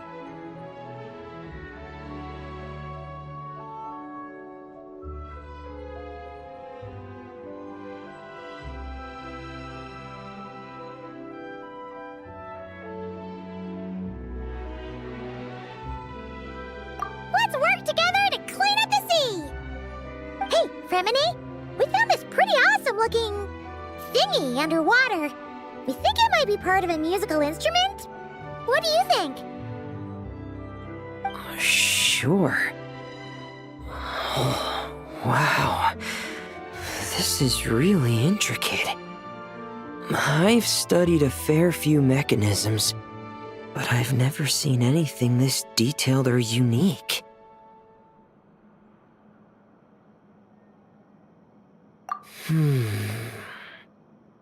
Looks like it's missing some components, though. You'll need to find the rest if you hope to restore it to working order. That's all right. We're not in a hurry. Though, Paimon is curious to see what it looks like once we've put it back together. Alright, I'd better head back down to help with the cleanup. You two enjoy your rest. We will. Make sure not to work too hard yourself.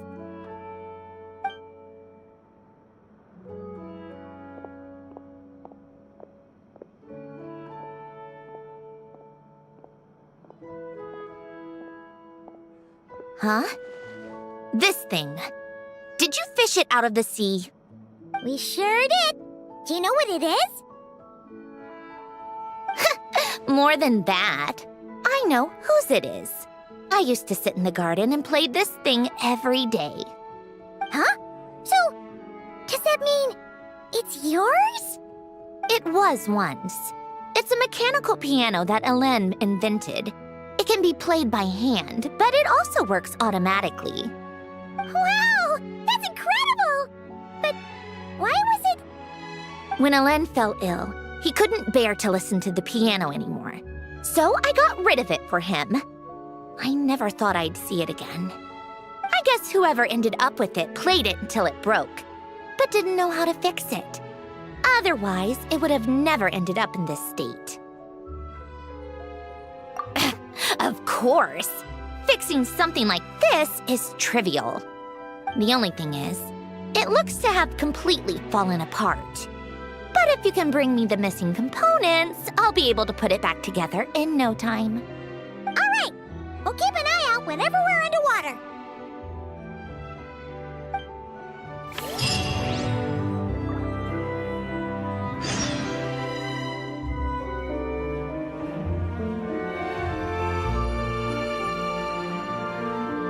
I used to take long walks in Silver Moon Hall every day, so don't worry about me.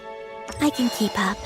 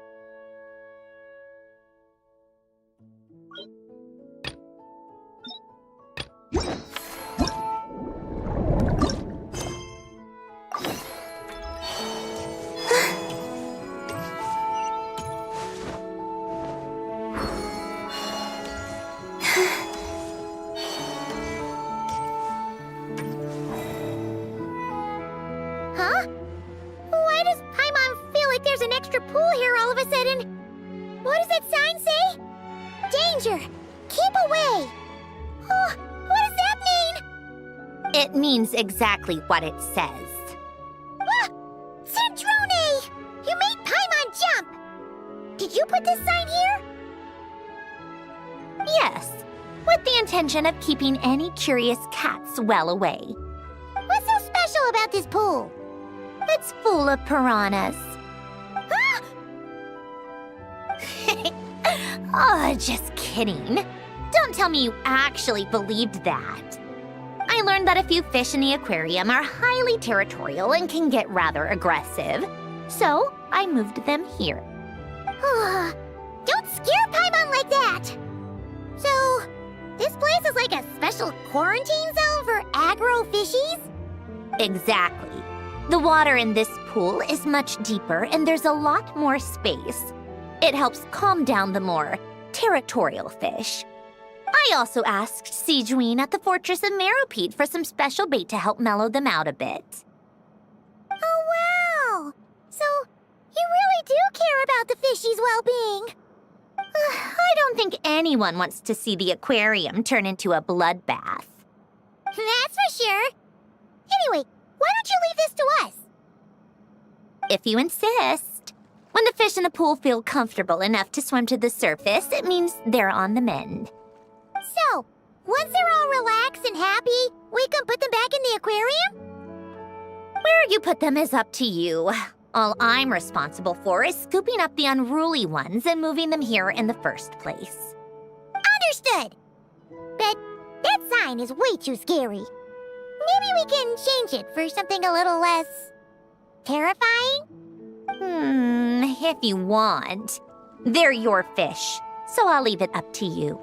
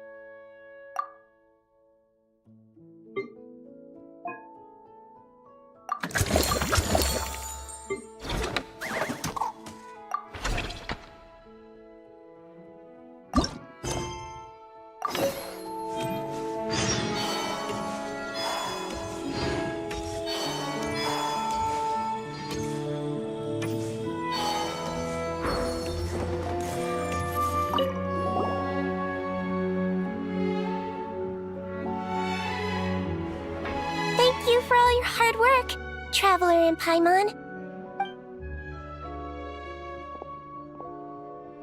I have a pretty good understanding of our patient's condition now, so I've mixed them up some special melazine medicine.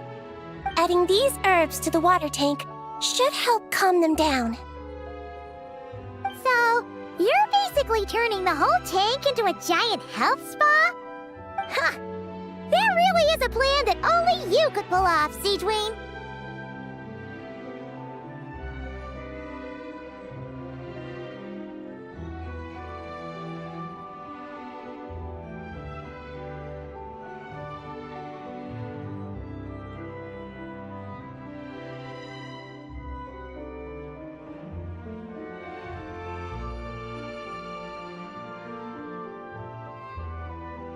You're spot on. I'll need to invite a whole variety of different fish here for physical examinations before I can determine exactly what's wrong. I'll put together a list of patients to check based on the characteristics I need. I'd appreciate it if you could keep a close eye out for any fish that meet the criteria.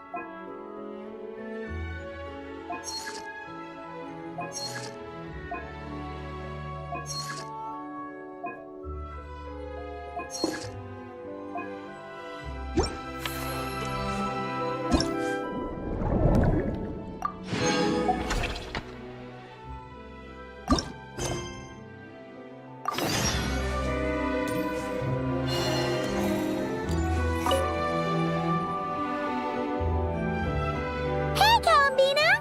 Are you admiring the fish in our aquarium? You've done an amazing job with this place. There are so many fish I've never even seen before. Have you been to an aquarium before? No, though I saw a few fish tanks in Snezhnaya. But my eyes weren't truly open back then, so I never really appreciated things properly.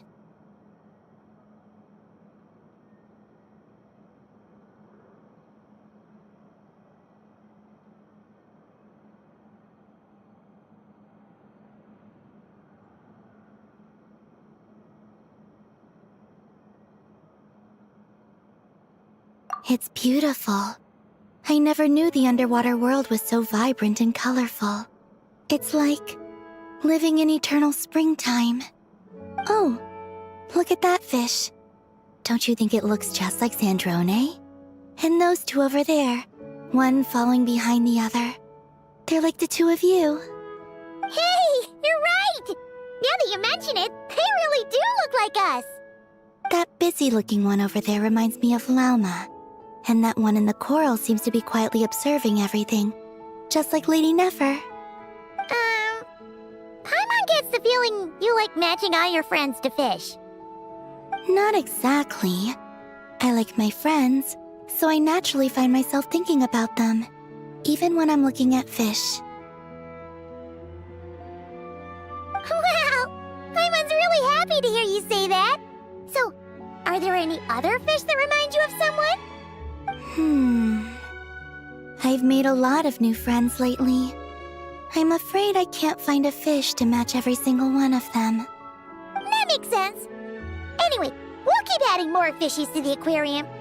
You should come back from time to time. Maybe you'll be able to find even more of your friends next time you're here. You're going to put my friends in the aquarium? Of course not! Paimon's talking about fishy look-alike friends, you big silly.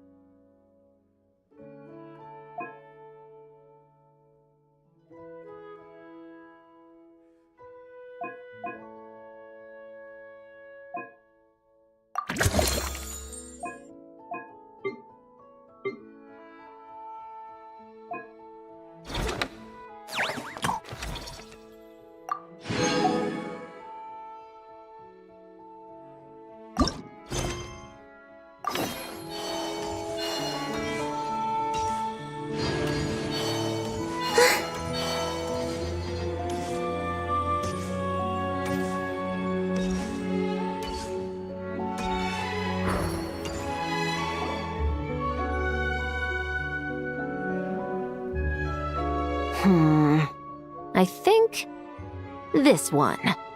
Yes, I see what you mean. Why that one? Look at the color of its tail. It's the most fashionable thing in the whole aquarium. The colors are a bit loud for my taste, but all right, I'll take it as a compliment. Whoa! Look at all these people! Is everyone here to see the fish?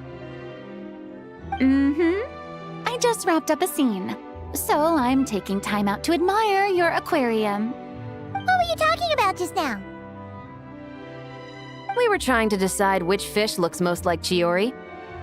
You guys do that too? Oh, well, it was actually Columbina who mentioned it originally. It sounded like fun, and then before we knew it, we were doing it too. So, it's contagious. Oh, look. That one's just like you, Chevreuse. What do you mean? Never still, swimming laps around the tank. Just like you. Training every second of the day. Is that how you see me?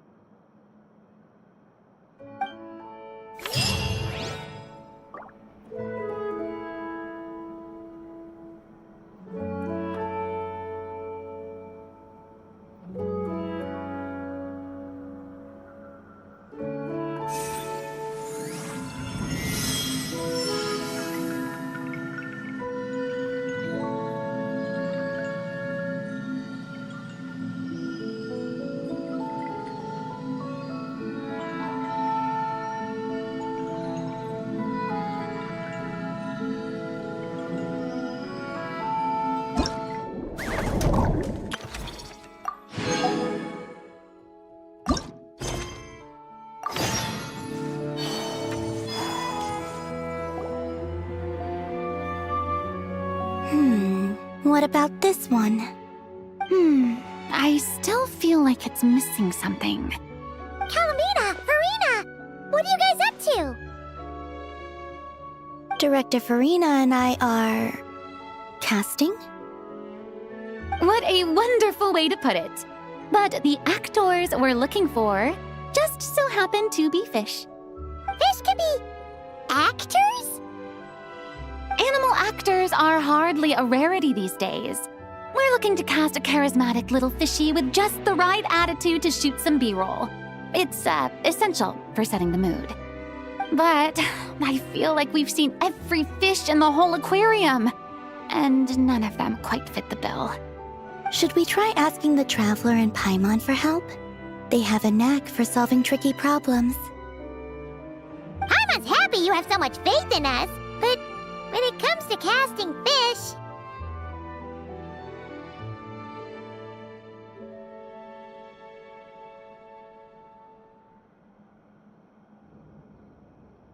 Ooh, great idea! You're the ones with aquarium management experience, after all. So you're saying we should be on the lookout for talent whenever we go swimming? Paimon doesn't see why not. Then it's settled. I'll fill you in on the attitude we're looking for later. I guess this makes you talent scouts. You've really picked up the showbiz vocab since you started hanging out with Farina.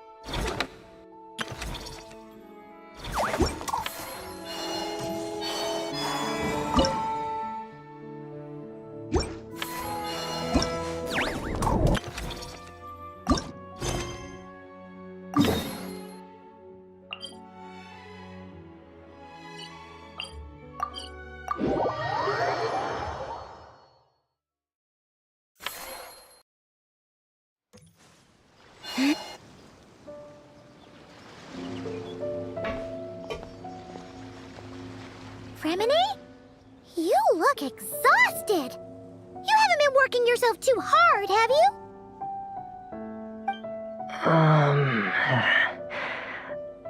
Hey! Don't you go hiding inside your diving helmet. We're your friends. You'll feel a lot better if you let it all out. I guess you're right. I bumped into a real piece of work while diving just now. A real piece of work? Yeah. How can I explain it? According to Fontanian law, if an owner of sunken cargo accepts an insurance payout, the cargo becomes unclaimed property. Because of this, some people see diving as a way to get rich. They salvage things others have lost and sell them for more back on dry land. This line of work doesn't require much skill, which means there are plenty of divers who are, well, the sort who only care about money. They often resort to barbaric means to drive away fish and blubber beasts, just to gain access to valuable salvage. It's largely because of people like them that I don't pick up certain commissions. So that's what's bothering you. Huh. Paimon can really sympathize with how you feel. Just now, while I was diving, I ran into someone driving away the wildlife. I mustered up the courage and managed to stop them, but it ended with them saying some pretty unpleasant things. Oh, that's awful.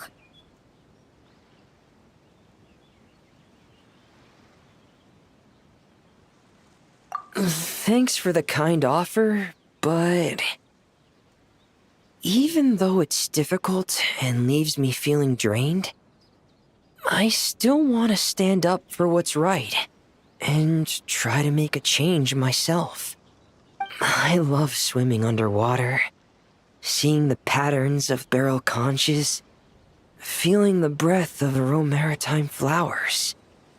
When the underwater world accepts you, it responds with kindness. I believe that's how we should interact with nature, rather than just selfishly taking whatever we want. Wow, Fremine! Paimon thinks everything you just said was great. See? When you have something you really want to say or do, doesn't it feel much better to just get it off your chest? Fremine? I'm sorry. I'm still a little bit shy. But don't worry. I'll keep working on it. Oh, I almost forgot. Here's the latest underwater survey data. Please take it. I'm sure you'll find it helpful.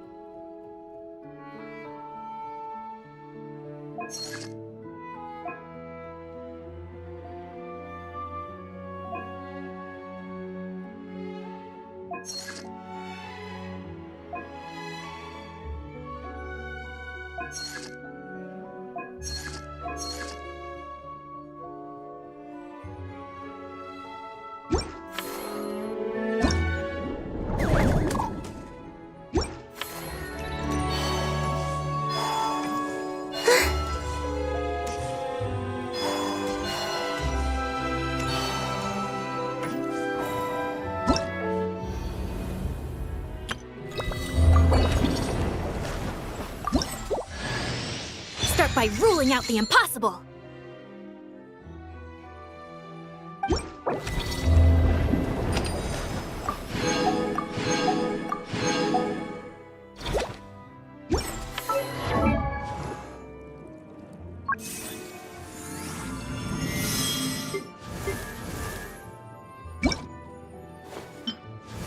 Start by ruling.